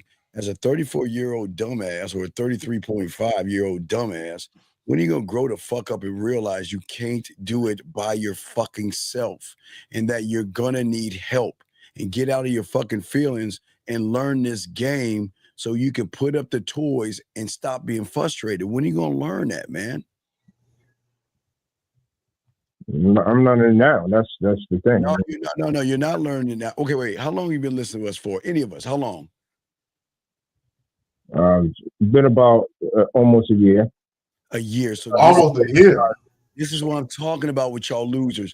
Why do you sit on your lazy fucking ass bird watching for a year? LS, you need to call up, please. You got to call up, fam. That is crazy. Yeah, LS. I just want to say this last statement about saying that salute your guys and I like the fact that y'all teaching me how to break the cycle of, you know, self-hate. Yeah. And to me personally, I don't have self-hate. I'm learning more things. That's why I'm calling to ask questions. No, we appreciate it. Am I doing something wrong? Yeah, man. We appreciate the call, and we appreciate you you being humble on the call and listening, and understand a lot of guys have the same mentality, right? A lot of us don't, you know, a lot of guys don't realize what they're really doing when they oh yeah, well, I'm frustrated, I'm gonna go hit the bag. Like you it's good to have an outlet, but at the same time, don't make it a crutch. You understand? And that's what a lot of guys do without really knowing it. You understand? So that's the part that we're trying to make sure. That's a mistake we're trying to make sure these guys don't make. But caller, we appreciate you for calling, bro. Thanks for supporting the show. And get with somebody on the panel with some coaching, bro, or at least get on one of these memberships, man. All right. So Long Strokes in your call. All right, bro. Appreciate you, brother. Take these. Hope Long calls in because it's like you're running, dog. You just, I don't understand. This is let him keep paying, man. Fuck that. I don't know who's going to, but let that nigga keep on. 919-647-9292. 919-647-9292. We appreciate the super chats, LS, but you know, still call in. You know what I'm saying? Yeah, this is okay. This is what I'm saying, guys. This is crazy about all these guys out here. Y'all want to get women. I'm telling y'all, dumbass, all you dumb motherfuckers. I'm telling you, next week is the fucking biggest week of the year. But they're afraid, Steve. I know, but I gotta make They're sure. afraid, man. They're petrified. Right, but you can never say we didn't tell them. Next week, again, the sun, the moon, the stars are lining up. Next week, the only weekend of the whole year of 2025 will be a week of women all over in your neighborhood going to single events looking for dick. I think spring break is damn near equal though. Spring break. No, spring break they're having fun and drinking. Oh, they're coming to get some dick. Right, They're coming to get dick down. I'm saying their first agenda, these women for this weekend. Yeah, you're right, but the agenda is, some are looking for Valentine's. I ain't gonna lie about that, but they're there for a reason. So you don't have to ask her, "Are you here looking?" Because you know they're actually looking. You know what you guys should watch? For you guys that want to understand how much women love sex, there's a show called The Sex Lives of College Girls. You should watch that fucking show because it shows how much women love to get dick, because a lot of y'all don't believe in this shit. And I was like, yo, they really showing you, like, they really be out here like getting it in. You understand what I'm saying? So and enjoy it, niggas. Exactly. Stop judging these bitches, man. Enjoy the movement. Oh my God. Instead of complaining, be a part of the guy. Just get it. Right. Go ahead. And what is, dude? First of all, y'all names be super moist. I don't understand what's wrong with y'all niggas. Damn. He said, y'all Discord how life. Are you trying to say discount? I think he's trying to say discount. So yeah, discount how life hard for men while women have it easy. All they have to do is open OnlyFans and get money, and men after her white, we deal with rejection and drama. Let's take the call. Fuck this. We'll hold that L for you, buddy. Go ahead and take that call. All right, we got 216. You are on live with the Real Game No Theory panel. Name, age, city. How can we help you? Yeah, Jace, 32, from Louisiana. Jace, 32. What's going on with you? What's up, man? I just had a question. Y'all heard about them plane crashes and shit lately? Yeah. So what does that have to do with you, sir? Yeah, what's going on? No, I just want to know, keep y'all updated on the info and stuff. Let me ask you a question. You see why you're a loser, dog? What the fuck does that have to do with you? I don't understand losers. Why are you asking us about a fucking train crash? Who are you talking to? Dog, listen to me. I need you to listen, young man. We're trying to help you here. I want you to understand the severity of how fucked up you are. You're calling 5 grown-ass men talking about some shit that we can watch on our fucking TV when we want to, knowing you can't get women, knowing you're a loser. What did you say, nigga? Motherfucker calls a bunch of grown-ass men. What they say? Hey, did you hear about the circus clown? There's a new circus going on in, I don't know, Montana. Wow. Oh, amazing. The fuck you want us to do with that information? You stay talking like you tough. You is not tough. So wait, caller. You can't talk with that voice like that. Yeah, for real. You stay like you tough. Hey, either you have an Audi or you have an any, nigga. Yes. That nigga got a sassy. Like you tough. Yeah, you cannot have a sassy tone calling in like that, nigga. And men don't drag letters. we don't drag letters, nigga. You drag the whole sentence. Nigga, what color nail polish you got on right now? The same color your little yachty do? Literally. This is little yachty calling in shit. Hey, caller. This nigga's moving his neck when he said that. That nigga's side to side, his shoulders. He was moving his neck. Steve, why you talking so tough? Hey, and he fanned with it at the house. He threw a fan. Yo, hey, caller, listen. Oh, he hung up. All right, so we got. Of course, he hung up. That nigga was disrespected. He felt disrespected. I can't believe it. All right, we got 832. 832, you are on live with the Real Game No Theory panel. Name, age, city. How can we help you? 832, go ahead. Chillin', Jay, calling up from Houston. Hey, y'all can hear me good, or I need to get on this speakerphone shit? No, we got you.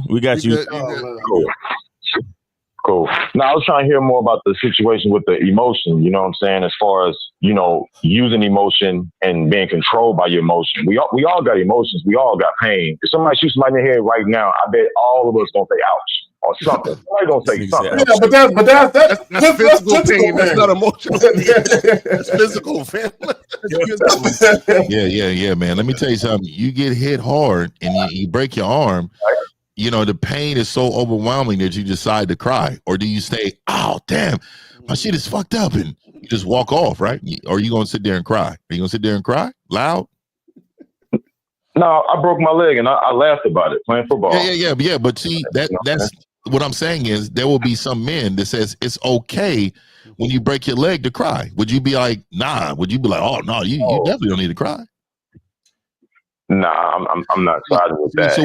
What you're saying to us is that you're choosing emotions. Rock with that shit, though. See, but you're choosing emotions, though. What I'm saying to you is we're telling you don't need any of those, right? Because if you have game, you see the future. Right. You know what I mean? You understand what's going to happen, and then when it happens, you're prepared for it. So nothing surprises you. The only reason you use emotions like that is when something surprises you. There you go. Right? Like you're surprised. Like, oh my God, I can't believe this happened. And also too, your emotions, caller, is as far as using emotion. You know what I'm saying? Growing up in the projects, the youngest child, like, you know what? I want better for my mom. I'm tired of seeing these roaches. I'm tired of seeing these rats. I'm tired of seeing addicts at my door. I'm using my environment with a plan, with a vision, but I'm using my circumstance. So, you know what? I want better for us. And that shit can fuel a young man or girl. That's not emotion. That's not emotion. No. But see, this is it like that. That's what I'm saying. When you using your emotions, you using situations to help pull something out of you that's already in you to want to just go hard and make a plan. Right, but caller. This is the problem, though. The problem is that if you're doing that, you're gonna continue to do that, and so basically you're gonna be running around in a circle. Because you said, if I'm in this fucked up position, right, then I'm using my emotion about being in the fucked up position to get into a quote unquote better position, right? Sure. Right. So when you get in that quote unquote better position, guess what's going to happen? You're still going to find something fucked up about that better position, because your mentality is to look at the quote unquote things and say they're fucked up. So if you don't have gratitude for whatever position you're in, no matter which position you're in, you're always going to be focusing on the fucked up shit. Mm-hmm. Do you see what I'm saying? So you're like, well, I'm going to use this emotion that I feel about this particular situation, which I feel is bad, and then I'm going to motivate that to be in a better position. The issue is that you feel the situation is bad instead of looking at the situation and being grateful for what you can see is good. Yep. That's what we're trying to tell you. I said it was bad. I never said on my mouth that it was bad. I just said being in a situation where it's roaches, rats, you got junkies everywhere.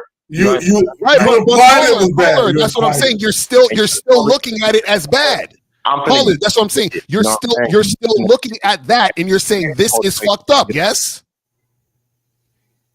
Go ahead. What I'm saying is, you're saying where there's roaches, there's junkies, and all this other stuff. You keep looking at the situation and looking at it in a negative way. Yes. So that last part, it kind of went out. Oh my God, this nigga.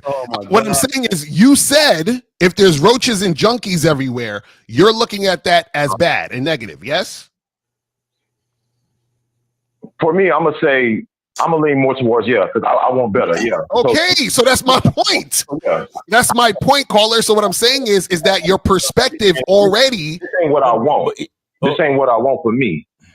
Caller, you can want something different. What I'm saying is the emotion you're attaching to it is the issue. So what I'm saying is that how you're feeling about it is the issue. What I'm saying is a person could be in that same situation with roaches and rats and crackheads, and you know what they could say? They could be like, yo, today was a great day. You know why? Because I got to wake up today.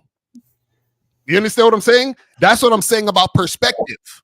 So from your perspective, you're looking at all these other things. The other person's in the same position as you, and they're like, I'm so grateful that I got to have another morning on earth. Hey, caller, do you but caller, do you realize that have you ever found it odd that most black churches are in the middle of the hood? Do you notice that most black churches are in the middle of the hood? Let me tell you why they're in the middle of the hood. They're in the middle of the hood because what they want is to use your situation to bring you closer to something they believe in. Hold on real quick. And I'm gonna tie it into what you're saying. If you are a person that uses that feeling to get out of the situation, what do you need? You need somebody else to motivate you. You need somebody else to validate what you're going through and your feelings. So we're going to all get together and we're going to talk about how we can praise to God. And there's nothing wrong with praising to God. I'm a real God guy. But what I'm saying to you is most people run to God because they are in a situation that they feel like that needs to be better. It's not just to praise them. Like most people, hey, if you're rich, how often do you feel like you need to go to the church, right? And the reason why you feel like you don't is because you feel like you won. You don't need God to get to nowhere. What I'm saying to you is, sir, is when you mention your surroundings, you mention that in the way of how you feel. Everything is how you feel. So understand this. I have dislike for things that I see all the time. I don't have a feeling about it, but I dislike certain things because it doesn't fit my plan and purpose in life. It doesn't fit my principles and standards and morals that I believe in. So what I'm saying to you is, you don't need emotions to get you out of your situations that you're in. You don't need to be fueled by nothing. And this is why I related it back to the churches in your area. They're telling you you need God to get yourself out of the situation, which you do, but you don't need to come to their church and paying 10% of tithes and all that. What I'm telling you is you are being used. And what I'm saying, you got that from your mother. I promise you. When you just mentioned your mother, no. You mentioned your mother. You said my mother, my roaches, and you want better. But as a man, you should never use your feelings to move you. That will make you emotional. We are logical people. So every time you mention fueling from emotion, you're moving on emotion. You get what I'm saying? You can't move on emotion, sir. You can do it. So what you're saying is I can't use emotion. If I was a rapper, no, call it. Call it. Land the plane. I'll let you niggas land y'all plane. Let me land my plane one time. So if I'm a rapper and I go overseas and I'm seeing shit, I'm getting inspired, and I say, you know what? I'm gonna go in the studio tonight because I got an idea. I use the situation artistically. I can be in the hood and still be thankful, but say, you know what? I'm tired of hearing these gunshots. I'm tired of getting robbed. I'm tired of my motherfucking mama smoking this shit. I'm tired of this shit. And I come up with a plan. I say, I don't care if I gotta go to night school. I'm getting this shit done. I don't care if I gotta go to the army. I'm getting this shit done. I'm saying but that do require a certain level of game, because you can crash out and pick up a gun and do some stupid shit. But if you got a right mindset, a right plan, and you can see your shit through that, see your way through the tunnel, then yeah, I don't see nothing. About using a situation, feel about a situation to a positive. You're talking about reasoning. Once you start talking about reasoning, now you're talking about being practical. So you made a point between going and doing something real like the military or picking up a gun. Picking up the gun and just robbing niggas for the money, that's an emotional choice. Doing something legal and reasoning with yourself and saying, yes, this is going to be the long way, but this is the best way. That's you reasoning. Yeah, and also too, the thing is that's how I presented it. Right, but Carla, that's what I'm saying. What I'm saying is that if you're doing something that makes sense because it's practical, you can do that, and that has nothing to do with emotion, though. Facts. That's what we're trying to say. So what we're saying is that if you start to move, or you're like, well, I'm doing this because I feel this way, then you're conditioning yourself to move based on emotion. And that's what we're saying. So what we're saying is that you shouldn't be making the choices or feeling like, well, I'm motivated to do this because I feel this way. Because then now you're going to start to do everything that way, because that's how you're training your mind to do shit. So what we're saying is this: if you're in a place of roaches and roaches and rats and krakens and all that, you can say, you know what? I like 50 was saying, I don't like this, right? And then you can change that. But what I'm saying is that if you're like in your feelings, and then you're moving based just because you're in your feelings, then that's how you're going to end up moving in a lot of different ways in your life. That's all we're saying. So I think where we're confusing it is being in your feelings and using your feelings. I don't got to say. That's what I'm saying. That's what I'm saying. Feel it. Go ahead. That's what we're saying. What we're saying is don't use the feeling. Use what's practical. That's what we're trying to tell you. Because you're saying, well, I feel this way, so I'm using that as motivation. That's what we're trying to say. Can I does anybody on the panel remember this song? And I think Kendrick used the sample on his album, where the hook goes, use your heart and not your mind. Baby, just relax your mind. Right. Is an old song by SWV. And that's a fact, Miles. Do you know the song I'm talking about? I think I heard of that shit before, but yeah, go ahead. So what I'm saying to you, it's a group full of women telling a man to use your heart and not your mind. That's bullshit there. What we're trying to show you, brother, is we're trying to tell you to use your mind and not your heart, because you ain't no fucking woman. Right. You ain't no bitch. Because what you're really trying to tell us is that, oh well, what if I use the feeling of seeing the rats and roaches to motivate me to get out the hood? Okay, fine. But we're saying that it makes more sense for you to use your mind to say, you know what? Rats and roaches ain't for me based on my masculine identity. And then I'm going to not use motivation, but I'm going to use logic to get the fuck out the hood, because rats and roaches ain't right. Rats and roaches means germs. Yeah. And here's the thing too. If you was to use logic, what you would logically say is, first, as I work on my plan to get the fuck up out of hood, let's clean up the fucking house to keep the roaches and rats away from this fucking apartment. Right. He doesn't have any game. That's the problem. He don't have any game. He's not a student of the game. He doesn't have any game, and he just doesn't want to admit that you just like everybody else, dog. Because caller, also this is what happens. See, if you keep using the emotion, you're never going to be able to have a relationship with a woman. You know why? Because your girl's going to do something that's going to annoy you. And you're going to feel some type of way. You're going to be like, fuck that bitch. And you're going to be like, I'm out of here. So you can never actually maintain a relationship being an emotional man, because as a man, you have to be practical and logical and be able to manage the situation between you and a woman in order to keep things going. But if you're being motivated by emotion, then that's going to seep into your relationships with the woman you're dealing with. Yeah, I think we're kind of running around a little bit. I get the point of it. You know what I'm saying? Like, if a guy is emotional and can't control himself, yeah, he going to crash out. That's why guys have the little vices. They go home and they drink their beer, or before they get to the house, they got to sit in the car for an hour. Those are guys that are controlled by their emotions. They're controlled by their emotions. I'm saying, I get what y'all saying, but y'all making it seem like I'm saying, oh man, every decision I make is because I'm feeling. No, you can have passion. Passion for me comes more from your energy. I'll say, AKA your heart. My mind is how I see my plan, but my passion, my motor, I think my motor comes from heart. Anytime I hit a nigga on the football field, man, that boy got heart.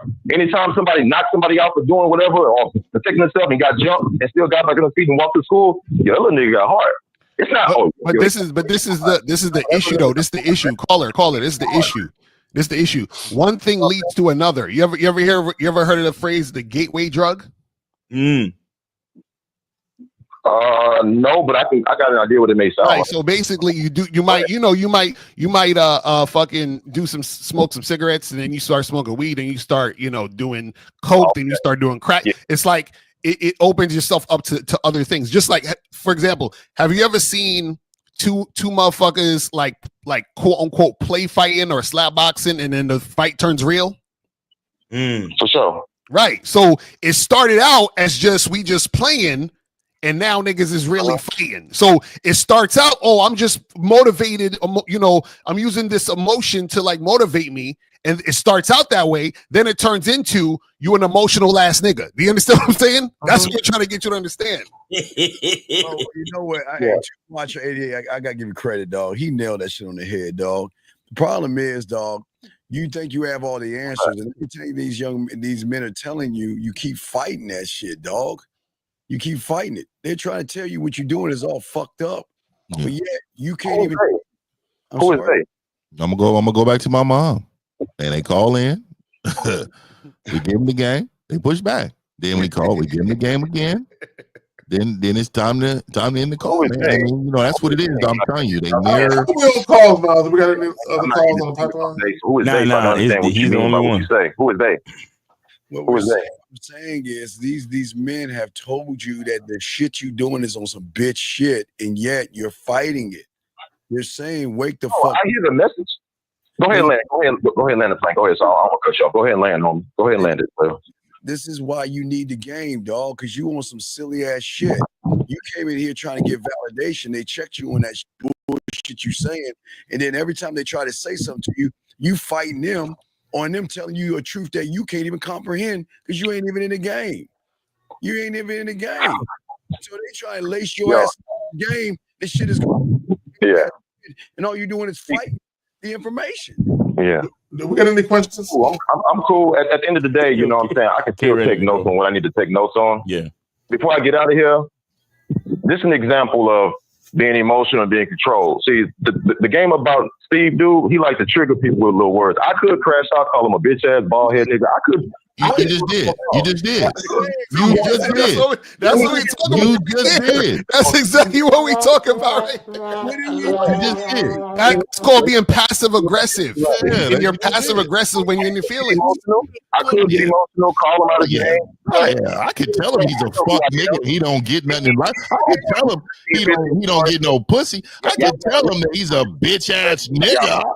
Yeah, this is women. Why are you looking at me and what I look like, dog? He ain't looking at you. He's that nigga in that video looking out the window. Yeah. That's him. But this was exactly the point. I don't like passive aggressive. You see how the emotion came out? Because he triggered me. Steve, he's a triggerer. He triggers emotion. Now I could easily say he's a bitch. Between somebody being emotional and someone having control of other emotions. I could, because the guy Steve, he likes to say things about this and now you a bitch, you triggered, or you don't hate yourself, or whatever the fuck you be saying. And that's fine. That's why I see that a lot of people can jump out of character. But for me, I know who I am. Steve, ain't nothing going on this show going to make me feel a certain way where I doubt myself. Nothing on this show is going to make me doubt myself, but I can understand the message, the silver lining. That's why I chip in. I call it because I can always find the silver lining through all the nonsense if there's nonsense being applied. But I appreciate this show, man. You don't, run your ass off now like a little bitch, because now we try to lay the fucking ass. I'm right here, homie. I'm right here. What's up? I'm right here. What's up? Look. You're mad because you wanted us to validate your bitch ass. And because I That's not what I said, homie. You're all mad. And wait, Steve's bald, what'd you say? My bald head? Hey, like my bald head, baby. Cool out. Hey, nigga, hey, man, let me just say this about bald heads, man. Okay. I want to say this, man.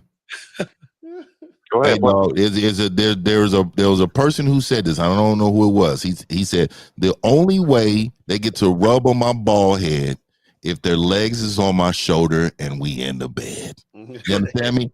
So don't hate on a nigga and what he got going on up top, because bitches love it. Right, they love it, but the worst part is, bitch. I never hate this player. Y'all what I'm saying is, hey, I ain't got to throw salt on none of you niggas, bro, and I hope y'all don't got to throw none on me. I'm just calling to the show. You just did, though. I ain't got to be twisted. No, I'm throwing salt on that emotion. I'm throwing salt on that. Emotional men want to jump in and cut a nigga off every time, bro. Yeah.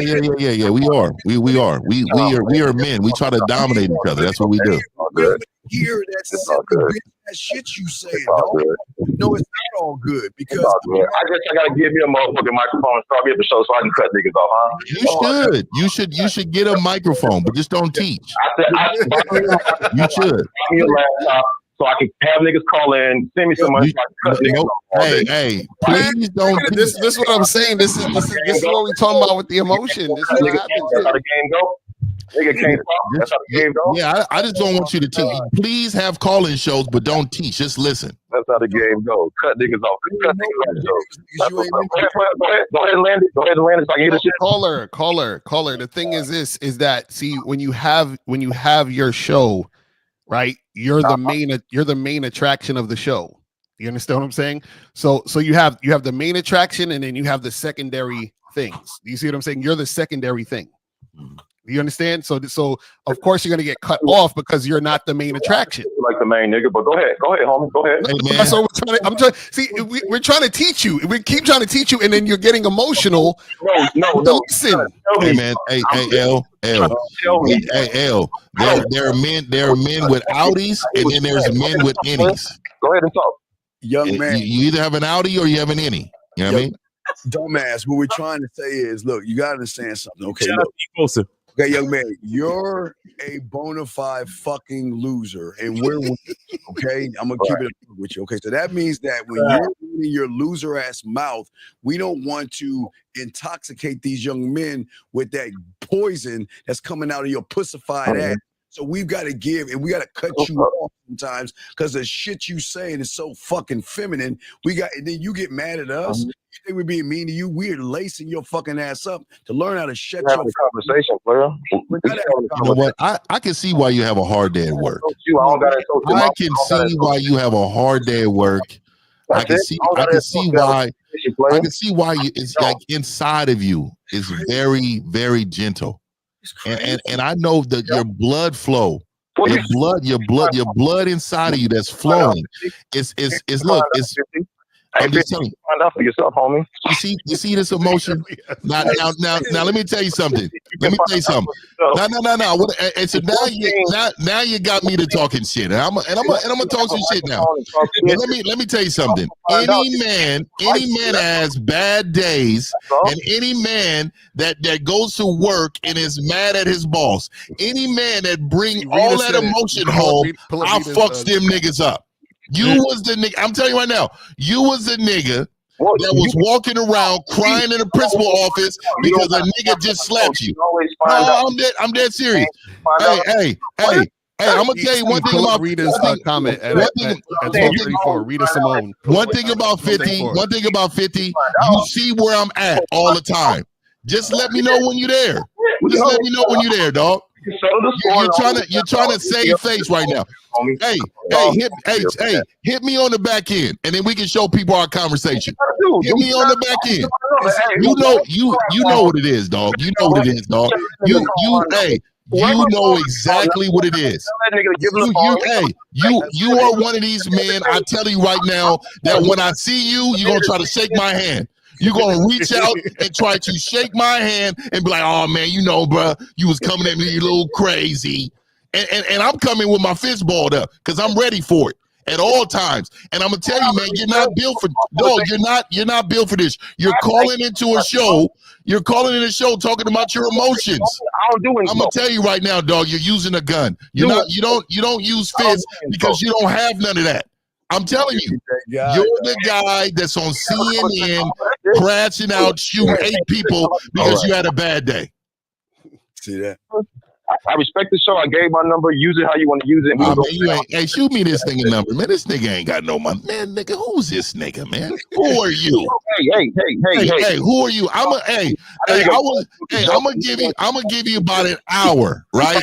I'm gonna give you about an hour, and you may unalive yourself. You got a real bad day today. Hey, every day that your boss is talking to you, what I want you to know is that 50's in back of your head saying, nigga, you's a bitch. You's a fucking bitch. No, nigga. You're not a half bitch. You're not a kind of a bitch. You're a full grown man bitch. All right. Caller, hey, we appreciate you, buddy. Take it easy. Hey, take it easy, bro. All right now. This nigga's a clown. This nigga came in shaking our hands. He got triggered by Steve. Then he woke up. Then he showed why he has bad days. This is why you're getting written up at the ball. Your boss is writing you up. Get your bitch ass out front, nigga. I done told you this. Dog, with the thing is that y'all were trying to give him something, educate him. Right. And he was fighting y'all on that because he thought he knew it all. And what losers do is like talking to a wall. And that's why I told him he's all fucked up. And then he got triggered off that shit. But wait a second. He still listens to us and still calls in and still doesn't talk about all. And this is why, guys, game is so important. These men here laced this young man, told him about his emotions. Yeah, and that's why these women going, I'm telling you, these are the type of men that go upside these women's head. We always talk about these men because he's been a problem. I'm dead serious. Soon as shit don't go their way, you find out who these niggas are. And then he didn't like the fact that we were teaching. He wanted to show up to class and act like he was a part of the lesson plan. Nigga, who is you? Nigga, who is you? Get your ass down and learn. Listen, man, I've never called into somebody's show where I didn't know the information and try to act like I know the information. You know what I'm saying? Like, he was trying to be the teacher's aid and shit. Yeah, you know what I'm saying? Like, nah, nigga. Sit your ass in the class then. But what is it about? What does my bald head got to do with everything? I like my bald head. I like Steve, you know what it is?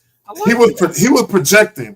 Because I think he feels like if he was bald, he wouldn't be attractive. Right. So he was projecting how he would personally feel if he was bald. I like my look. But that's all I'm saying. It's the slippery slope. Oh, no anonymous calls. No anonymous calls. Fuck out of here. Yeah, we don't do. I don't never do that. Fuck that. Yeah, I don't understand. It's not trigger, gentlemen. You have to be broken in order to have understanding. Your reality you're comfortable in. And in order to get out of your reality, you've got to be broken. And if you don't like the break and that hurts your pussy ass feelings, then go home. Take your ball and go home. I don't understand, though. Well, I'll tell you right now, dog. This is like he is. I don't know if y'all. I'm sure y'all seen Boys in the Hood. When that nigga Trey went to his woman's house and started swinging at the air, that's what that get that bitch ass shit. That's what that nigga's doing right. That's what he's doing right now, nigga. He's swinging at the air, man. That was one of the. That was out of all the movies I've ever seen. That's the number one most bitch ass scene I've ever seen. I can't believe it. I can't stand these niggas. You guys call up. That's him calling back, dog. That's him calling back anonymously because he want to get his last say in like a bitch. He can't just leave the room. He got to come back and say something. Fuck, nigga. That's crazy. That's crazy. Yeah. But yeah, that's what happens. So guys, call up 919-647-9392, 919-647-9392. So you got like 50 minutes left to call up. Yeah, I want to get back to the title. Do men really want respect, or are they afraid of responsibility? I would say that a lot of guys, they don't want the full weight of what it means to actually be a man and lead their situation. They don't want that full weight. And I say that because they're always asking women goofy shit. Like, what do you bring to the table? They're always complaining about what women are doing. And my thing is, if you were the leader, there would be nothing for you to complain about because you'll be dictating to the woman what you need done. They can't. A lot of these men, I mean, they're scared of their own bosses at work. They can't tell a bitch nothing. Oh, man, nigga, we gave it. You know how much game we get this nigga? We was on the phone with this nigga for like 30 minutes.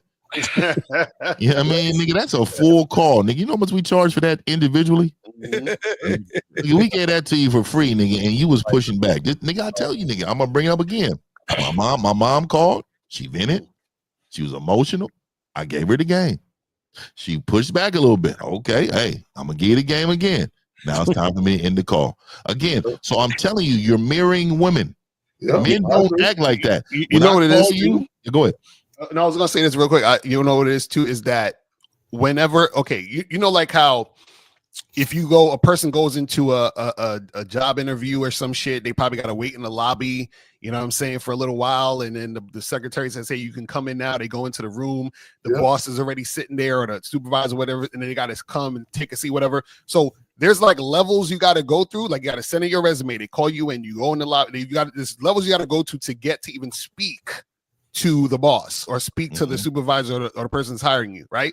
So what happens is that because a person feels that they have easy access to speak to you, they feel they're on the same level as you, and that's where the pushback happens. So even though they're asking you for advice or they're trying to talk to you, the pushback comes in because every time you're telling them something that they are learning new or they don't want to really hear, it's reinforcing that they're not on your level, and they think they're on your level because they get to speak to you. Right. You see what I'm saying? So this is what I'm trying to tell you guys. This is what happens. So this is why you got a lot of guys who'll call in and fight this situation because they can easily call in and talk to us. They think because we're having the interaction that we're on the same level. You see what I'm saying? It's crazy. He said it a few times. He was like, "Hey man, we just having a conversation." Right.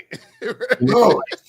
Well, and it goes also when people get underneath your videos after you upload your videos and they come into the comments and it's like, no, we're not on the same level. You think, oh, I want to have a back and forth with Zag or Steve or Fifth or whoever, and it's like, no, we're not on the same level. We're not. And you know what's even worse? I hate that the when they tell you what to do shit on. Oh, stop talking about this subject. Right. Don't do this no more. Hey man, stop it, man. I mean, like, who like, are you? I'll be having dudes hit me up in the DM. They be like, "Yo, Lucario, I want to debate you," and I'm like, "Nigga, what? Like, how? Like, you can't debate me. What are you talking about? Like, wow, ain't that wild? Like I'm offended that you would think. You see what I'm saying? Like niggas been doing this for 20 years. You just started your YouTube channel last year. Session. Tell them book a session. Right. There you go. Book a session. We can talk about it. Yeah, we can talk about whatever you want to talk about. You got me for 30 minutes, nigga. Hey, debate all you want, nigga. Go ahead, nigga. Tell me what you want to hear. It's just wild out here, man. You guys are, that's what I'm saying. You guys are wild. Yeah, come on, man. Nigga had YouTube for an hour. Yeah, but they want to be Avatar in his motherfucking YouTube channel and shit. Avatar.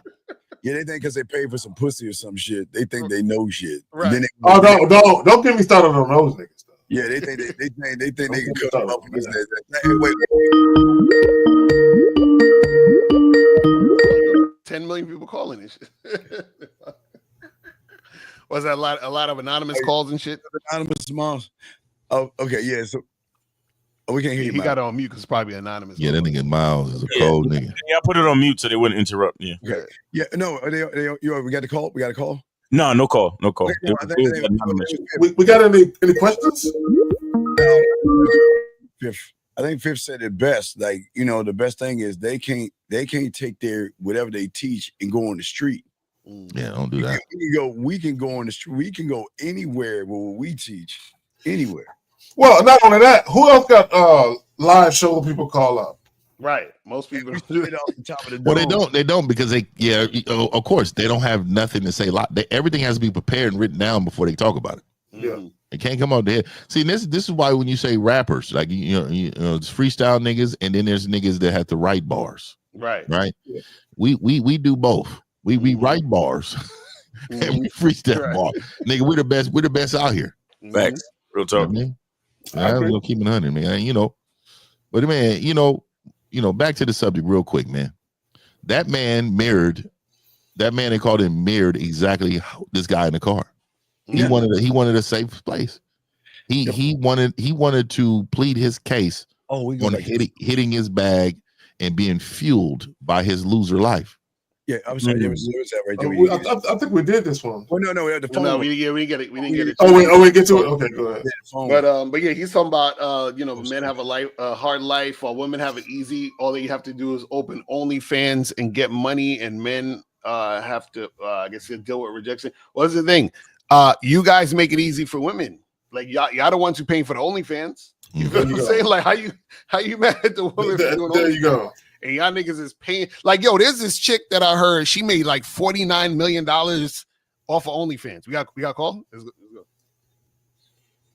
You're on mute, Miles. Yeah, I'm Hold on. Yeah, 402, you are on live with the Real Game No Theory panel. Name, age, city. How can we help you? Yep, my name is Joshua. I'm 35 years old. I can still hear you, Miles, even though they couldn't. Okay, so I'm going to try to give this surface level real quick, and then I'll allow you guys to ask questions if you need any more information.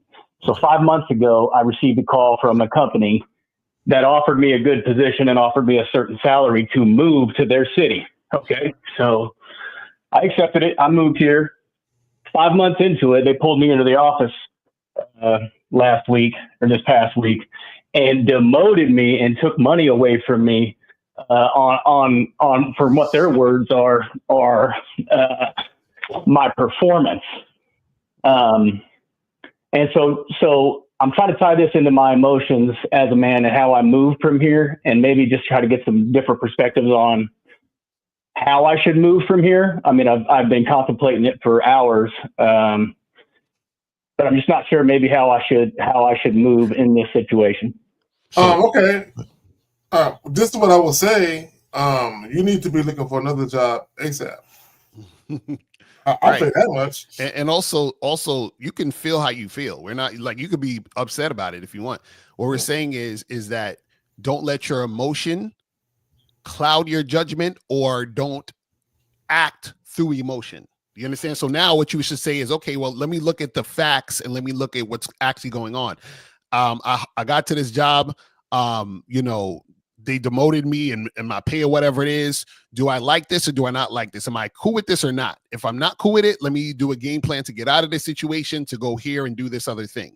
You feel what I'm saying? So what we're saying is that, yeah, you can feel how you feel about it, but the action steps you take to move forward need to be thought about on a practical level and take the emotion out of it. So feel what you feel and put your emotion to the side, and then think about your next move practically. You see what I'm saying? Caller, that's what we're talking about. So caller, let's go facts. All right. So when they called you in the office and they was talking about your performance, what exactly did they tell you? Okay, so I'm a water engineering and do with underground. All that was brought up to me was specific instances where I didn't know specific things, and I had to ask my supervisor or my boss about it. And that happened 4 times out of 12. And I brought that back to them. Everything they brought up to me, I was able to rebuttal back to them and it brought them to the truth and showed them my perspective of it. But that did happen. That's true. I had to go to my supervisor on 4 separate occasions to get some guidance because I did not know the situation. So when they brought you to the city, did they believe that you were expert in this field enough to do the job? Up to what I had told them, and I told them the truth of my experience in the past. Okay, so your resume, they assume. Go ahead. So I'm telling you because I'm an owner. So what they assumed is that they assumed that your resume, when you got there, was going to match your performance. So because your resume didn't match your performance, they demoted you. So this is the game, right? The game is that what type of relationship do you have with your supervisor? I mean, I thought it was pretty good. Otherwise, it's strictly professional. I mean, cool. Correct. And that's the problem. So what y'all don't understand is that when a person feels like you are a genuinely good person and you work extremely hard and they know that you rock with them personally, the likelihood of you being in this position is very low, right? Because what they try to do is they try to give you a heads up. Like, hey man, I'm letting you know, man, you done asked 2 questions already. So like you gotta really be up on your game, because when you start asking too many questions, you're gonna ruin your situation here. So let me give you the game. So let me just tell you why you failed that position. It's because you didn't have game to be in that situation. So what I do is, and I told the last caller this bitch ass. I'm telling you, when you get into the position of being an employee for somebody, you still need to lead these people. I come in, hey, what's going on, man? Let me tell you something. I've had a lot of superiors in my day, but I've never had one more knowledgeable than you. And I really, really, really, really need to be the biggest, best person. I thought I was knowledgeable, but you, sir, you are knowledgeable. And so let me just tell you this. Let me say this to you. I want you to teach me everything you know, because I need to be you in this little. So what I'm doing is I'm using his power against him. So what I'm telling him is what he needs to hear in order to make me better than him. So again, now he's saying, man, this is my protege. This guy right here, I'm teaching him everything. He can't fail. So when you do fail, he's going to give you a heads up on why you're fucking failing. Exactly. So again, you're giving him too much game. You're giving him too much game. You're giving him too much game, 50. You gotta pay for that. You're giving him too much game. I'm telling you. How it feels, Lucario? You see? I know. I see now, because Miles be saying I'll be giving him too much game. I ain't realize that was bars. Okay, y'all need to pay for that. Right. So caller, do you understand? Hell yeah, I understand. And ultimately, I wish I could sit with 50 and talk about some past experiences. But no, bro. Hey, brother, what's wrong with you? You can't. You're talking to a coach. Go to Mr1950.com. Stop wishing and make it so. What the fuck are we talking about? Exactly. Get coaching. And this is what I do, man. I own a business. I mean, this is what I do, brother. You got to understand, you will never fail if they believe you want to win, because they think that you're already winning. Oh, let me put him down. Let me show him that he needs to tighten up and get better. The relationship that you build with the people around you would always keep you afloat.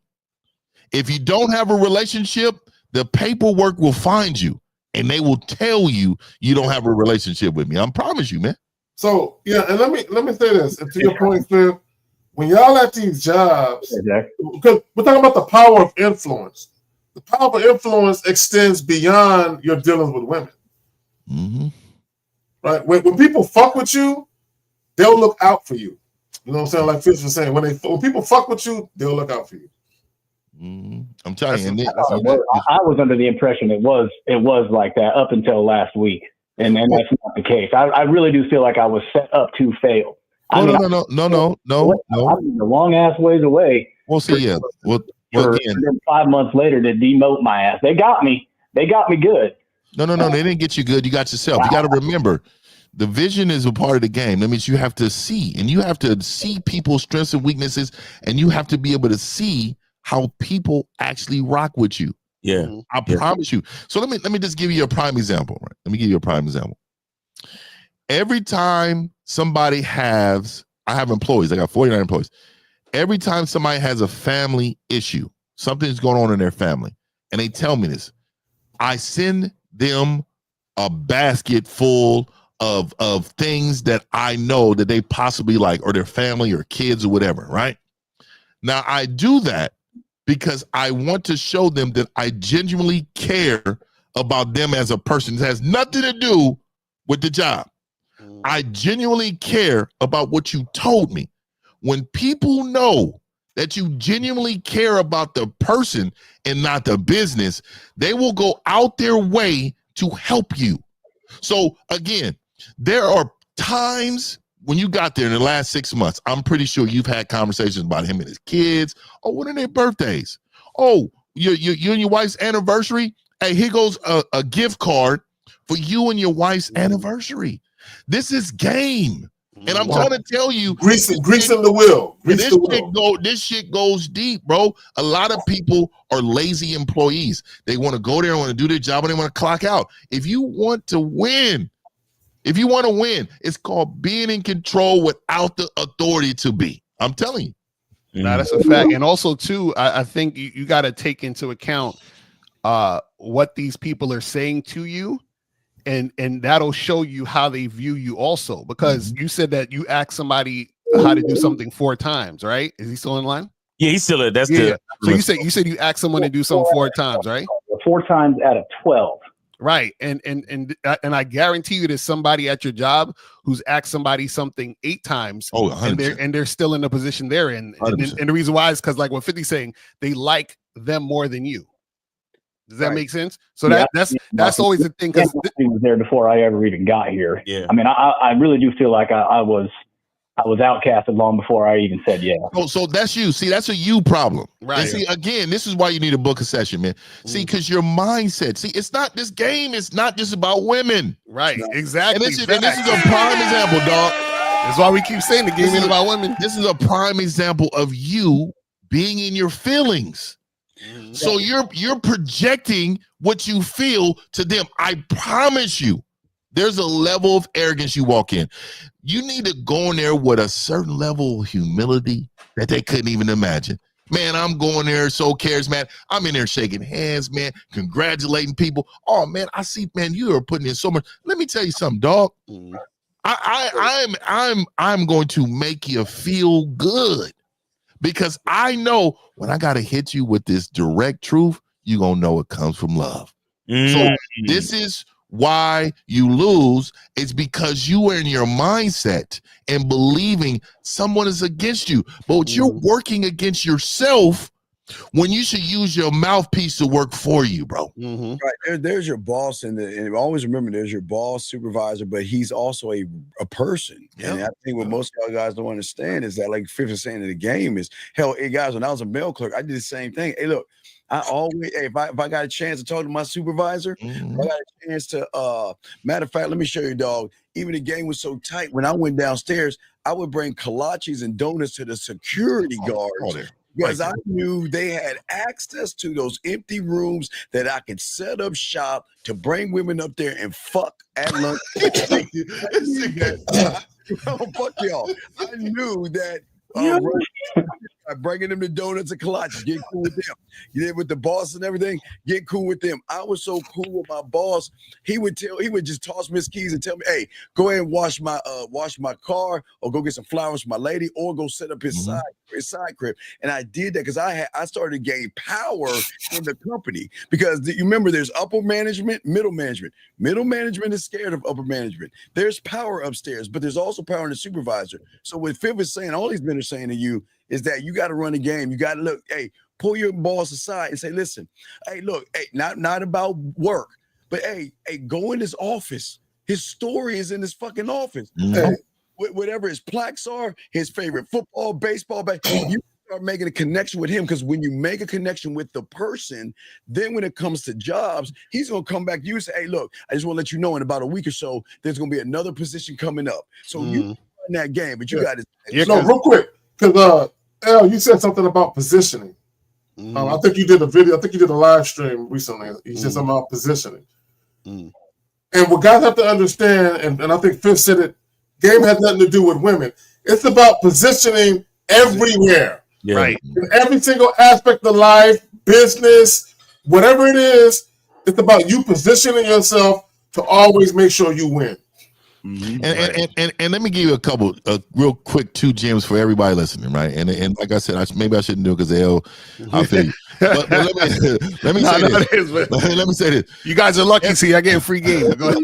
Every exit for one of my employees, when they put in their 2 weeks notice, I literally go get them a book that inspired me to do more for myself, regardless of what it was. I said, you know what? Let me go get this book for this person. And I write in the book, thank you for your services. Stop. When niggas get free game. No. Hey, listen. Hey, caller. Go schedule your consultation with 50. Okay, go to Mr1950.com. Schedule your consultation. Okay. Yeah, I appreciate y'all helping me out, man. I'm gonna start calling Miles the game gatekeeper. All right. Yeah, he said his name is Joshua. Look out for him. All right, 50. Yeah. Go ahead and come in, man. I mean, well, no, Diddy. Go ahead and email me, and we can walk and we rock on the back end, man. Yep. All right, man. Caller, appreciate you, man. Thanks for calling, man. Yes, sir. Take it easy, brother. Yeah, man. Yeah. I can't be giving up this fucking game. That's how I feel about Zag. I feel like about Zag, and I tell Zag all the time, man, you do it too much, dog. The game is just that heavy. That's 410. You are on live with the Real Game No Theory panel. Name City. What's up? 410. Go ahead. Yeah, hey, what's up, fellas? Hey, man, that last conversation was a good one. Yes, it was kind of worth the wait. But anyway, got a question for you, kind of on that same wave. Like sometimes, like the game you gave me, I kind of damn near forgot it because I used to use it. But as I became a independent contractor and stuff like that, you know, I started walking with a bigger stick. But so I appreciate you for bringing me back to those fundamentals. Yeah. Because the Bible does say life and death is in the power of the tongue, and that's kind of what you're hitting on. Yeah. So that's real big. But so is there any time, you know, because some brothers deal with the fact that I'm a man, I can work hard, not even just men, women too. I work hard, I do a good job. I ain't finna kiss nobody, but I ain't about to do all this extra stuff. I'm gonna come to work on time. If I gotta stay a little late, I will. But I ain't about to be kissing no butt. Is that okay? So this is what I would say. You have to make a distinction between what you see as kissing butt versus what you see as positioning yourself, right? So even if you're with a company, you have to know, is this a stopgap? Maybe in another 6 months or a year, I'm gonna move on to something else, or am I trying to do something with the position and elevate? You got to put yourself in position to get to where you want. You should always have a goal. Even if it's just a regular 9-to-5 job, you should have a goal. Am I going to grow with this company, or am I going to use the experiences I get from this job and springboard to something different? So for me, it's just like a woman, right? Like I don't even tell women what to do. They know what to do, right? Because what I let them know is my expectation. So I don't need to tell you, hey, I need you to be cooking and cleaning around this crib. No, I'm telling you my expectation of any woman that's in my space, right? So all you're doing is you're going in there with an expectation of leading these people that's around you. All you're doing is motivating these people around you, giving them influence to put you in a position that you already know you deserve. Mm-hmm. And in order to succeed, you need to go in there with a game plan of how to take over without nobody noticing. See, I'm a winner. Go ahead. This question. Does this type of mentality, should it also relate to like your living environment? Like for example, every aspect of your life. Yo, you sound like you need to book a consultation too, brother. That's what it really sounds like. Yeah. I'm trying to look, dog. Any room, any place that I'm in, I come in there with a whole lot of 50, man. And I don't care who feels what, when, how, and when. But even those who hate me, I view them as loving me more. I don't even view this as hate. You just love me more than everybody else. So it's just overwhelming you. So you have to be mad at how much you love me. Right, You know exactly. That's the fact, because it's all that emotion. You see what I'm saying? It goes back to that emotional. Yeah, there shit. it is. Let's go, guys. You got to understand something. You got to understand something. See. You know, the thing is, they have this saying that, you know, it's not what is it? It's not personal. It's just business or whatever. But it actually is personal too. And the reason why, what I mean by that is this, is that what happens is people are going to gravitate and interact with people they like. You see what I'm saying? And so what happens is that when you're likable, right, then people want to interact with you more, and you're more valuable to those people because you're likable. Now, this is the thing though. You're not kissing someone's ass, right? What you're doing, like 50 was saying, is that you're able to navigate and manage. Because remember, a leader is a manager. So what you're doing is you're managing every situation you're in, right? Not only to benefit yourself, but you benefit others by managing those people and putting things in a certain position in a certain way. Do you see what I'm saying? Because what's going to happen is that because you're doing that, you're elevating yourself, but you're also elevating the people around you. So it's just like if you're on a job and let's say, like, for example, 50, you're talking about that person, you say, hey, you're really good, supervisor, how do you do this, do that, and do that, right? What you're doing is you're recognizing what he has that's valuable, reinforcing that to him so that he can give that to you so that you can elevate yourself. So it's an exchange. You see what I'm saying? That's how the game works. Yeah, I just had forgot those fundamentals because I hadn't had to put them into play. But yeah, I understand. I'm clear. So cool. And I just want to say this to what Elle was saying. Again, it's not about kissing nobody's ass. See, it's guys. Once you truly understand yourself and you're at one with your identity, you know how to move people. Exactly. Right. You know what I'm saying? From point A to point B, whether it's a girl you're dealing with, whether it's the fucking mailman and shit, right? When you need shit in life, and Elle, you said it, when you're likable, you'll be surprised at all the different shit people will do. Mm-hmm. Yeah. Because there are people at the job that are making those moves right now where a lot of people are sitting on their asses. They learn that, I got to make these positional moves to go ahead and get myself in the company so I can get that corner office. And what I do is push my pride aside, my ego and self-importance, and say, look, this isn't about pride. This is about the game of moving in the office and elevating my status. And to your point, Steve, they might have like a manager training program. Somebody just might fast track you there. Yeah. Because they like you. They know you and they like you. So they're like, you know what? We're going to skip some steps and get you up in that motherfucker. Because truthfully, I'll say this. The reason why a lot of you guys also, too, will get coaching with us is because y'all like us.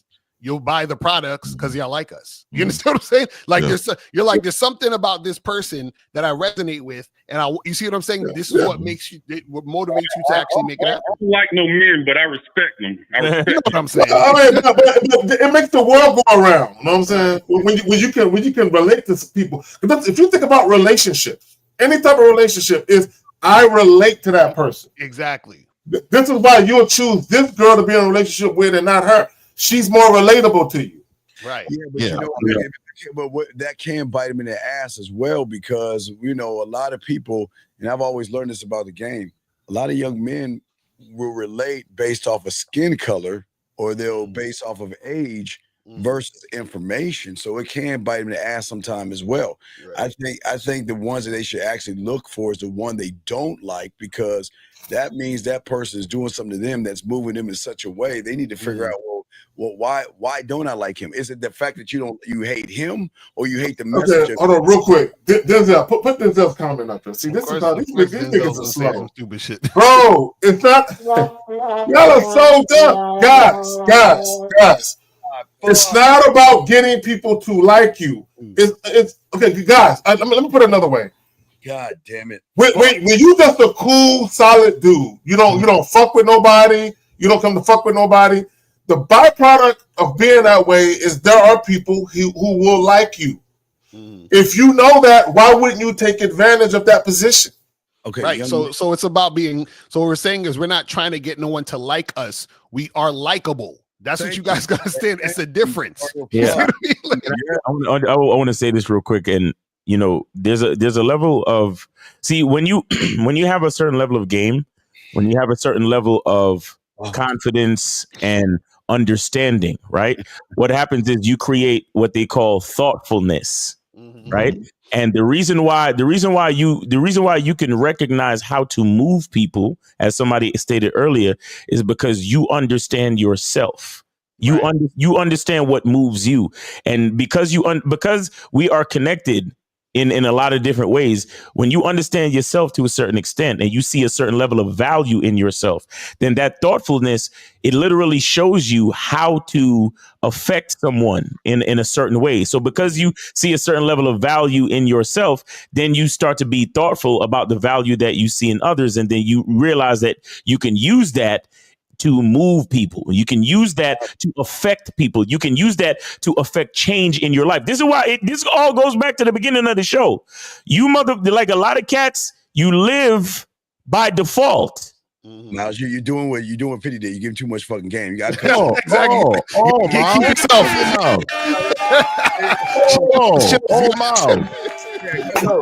Come to Masculine Identity membership.com, bro. That's what it is. You got that young man. This last phase, man, been some good conversation. There's a bunch of static in the beginning, but there's some real game y'all just dropped these last few minutes. And Steve, this Kevin from Duval, you gave me a headache last night. I gave you a headache because you talking about paying $350 to a bitch on a date. That's why. What? I gave you. Oh my God, no!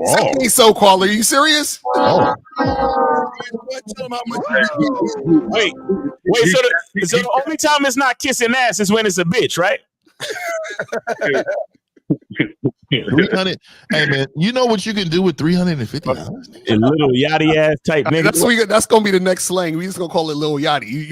You out here Lil Yachty in our here. No, I'm gonna let y'all go because I ain't the one to disrespect.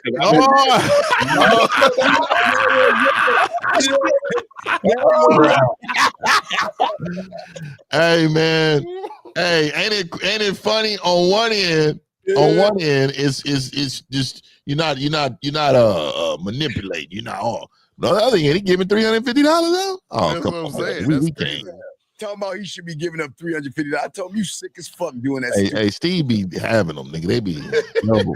Yeah, man. He think I was being mean to him, but Steve, you be giving out too much too, nigga. You had a 7-hour live. In my mind, just 7 hours. 7 hours, nigga. That's a work day for some people and shit. That's what I said. That nigga had a 7-hour live. I was like, nigga, what is this nigga flowing? They be flowing. And I need guys to understand. Because a lot of dudes come in to my y'all talk about the game ain't about women, but you always be talking about women. No.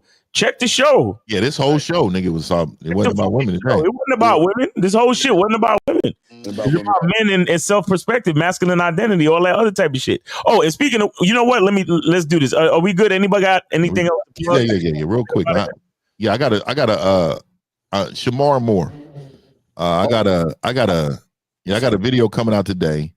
How with Shamar Moore and Travis Hunter, it's legendary show. I mean, an upload. So y'all check it. It's gonna come out today. And then also, I am reviewing The Bachelor. I'm in the game now. Oh, we up with these suckers. So hey, we up with the sucker. So I got a little review going for The Bachelor, and y'all got to see the review, man. He's a sucker. I'm gonna go ahead and gonna start there. Nigga cried on the first episode. Go ahead. On the first episode, guys, that has been the Real Game No Theory show. Make sure you go to The Man Mindset on YouTube. The Man Mindset, Get with Steve the Dean, where you had a 7-hour show. Yeah. Well, I'm sorry. I got it. It was 8. It was really 8. Really 8. God damn. This nigga gave y'all a whole work day. That's to let y'all know how much with no break. I don't know when the nigga piss. when did the nigga urinate? How did he do that? Nigga got a cup up under the table and shit. You got a fucking bedpan. You got a bedpan and some shit. Golly. But anyway, he gave y'all a whole work day of game. Shit. Mm-hmm. So understand how abundant the game is. Make sure you go to The Man Mindset on YouTube, or you can email him at themanmindset@gmail.com. And then also make sure you go check out Mr1950.com. He can show you how to take over the workplace. You feel me? That's the G-Spot candle right there. Make sure you go to Mr1950.com and go to gatewaythegame.com to get on that Silverback Lifestyle membership. And of course, get with your homie, K-Zag, the big homie, the uncle, the nigga in the barbershop that'll give you that game that you need, man. First y'all niggas the fuck out along the way. All y'all remedial niggas, he ain't got time for y'all remedial niggas. Facts. And so K-Zag in 20, manhoodisaskillset.com, or check him out on The Return of Manhood on YouTube. Yeah, man, come holler at me, man. MasculineIdentity.com, MasculineIdentityMembership.com. This Monday, we got the masterclass where we will be talking about a man's responsibility of sex. We're going to be talking about leadership in the bedroom. We're going to be talking about who initiates. We're going to be talking about your repertoire and your sexual identity. So make sure you come get with us, MasculineIdentityMembership.com. And also, all the soap on the website, MasculineIdentity.com. All the soap until Valentine's Day will be 20% off. Yeah. All you got to do is type in love, type in LOVE on the discount code, and you can get 20% off all the soap. The more soap you buy, the more you save. Boom. Yes, sir. And then go check out Mr. Lucario, the bad boy of the dating game, at badboymembership.com. Hey, Lucario, what's the name of the program you got this month? Oh, yeah. So this month we dropped the 7 stages of a long-term relationship. All y'all need to listen to that. That is mandatory. Viewing, because y'all motherfuckers, I know y'all don't want to be players, y'all want to be boot up. So hey, and they need to be, and they need to be just one bitch. They get you one good bitch. Y'all niggas cannot stop it. Right. So go to badboymembership.com or MrLucario.com and get with the bad boy of the data game, Mr. Lucario. That has been Real Game No Theory, man. We appreciate all the callers. We appreciate everybody in the chat, and respect to the panel. And yeah, man, look, guys, notice what this show is about. We don't show up here because we feel like it. We show up here because we are consistent. Okay. Serious. You've seen so many other shows and panels fall apart, after first. Y'all think Steve did an 8-hour live stream because he felt like it? No. Oh, really? Okay. You're right.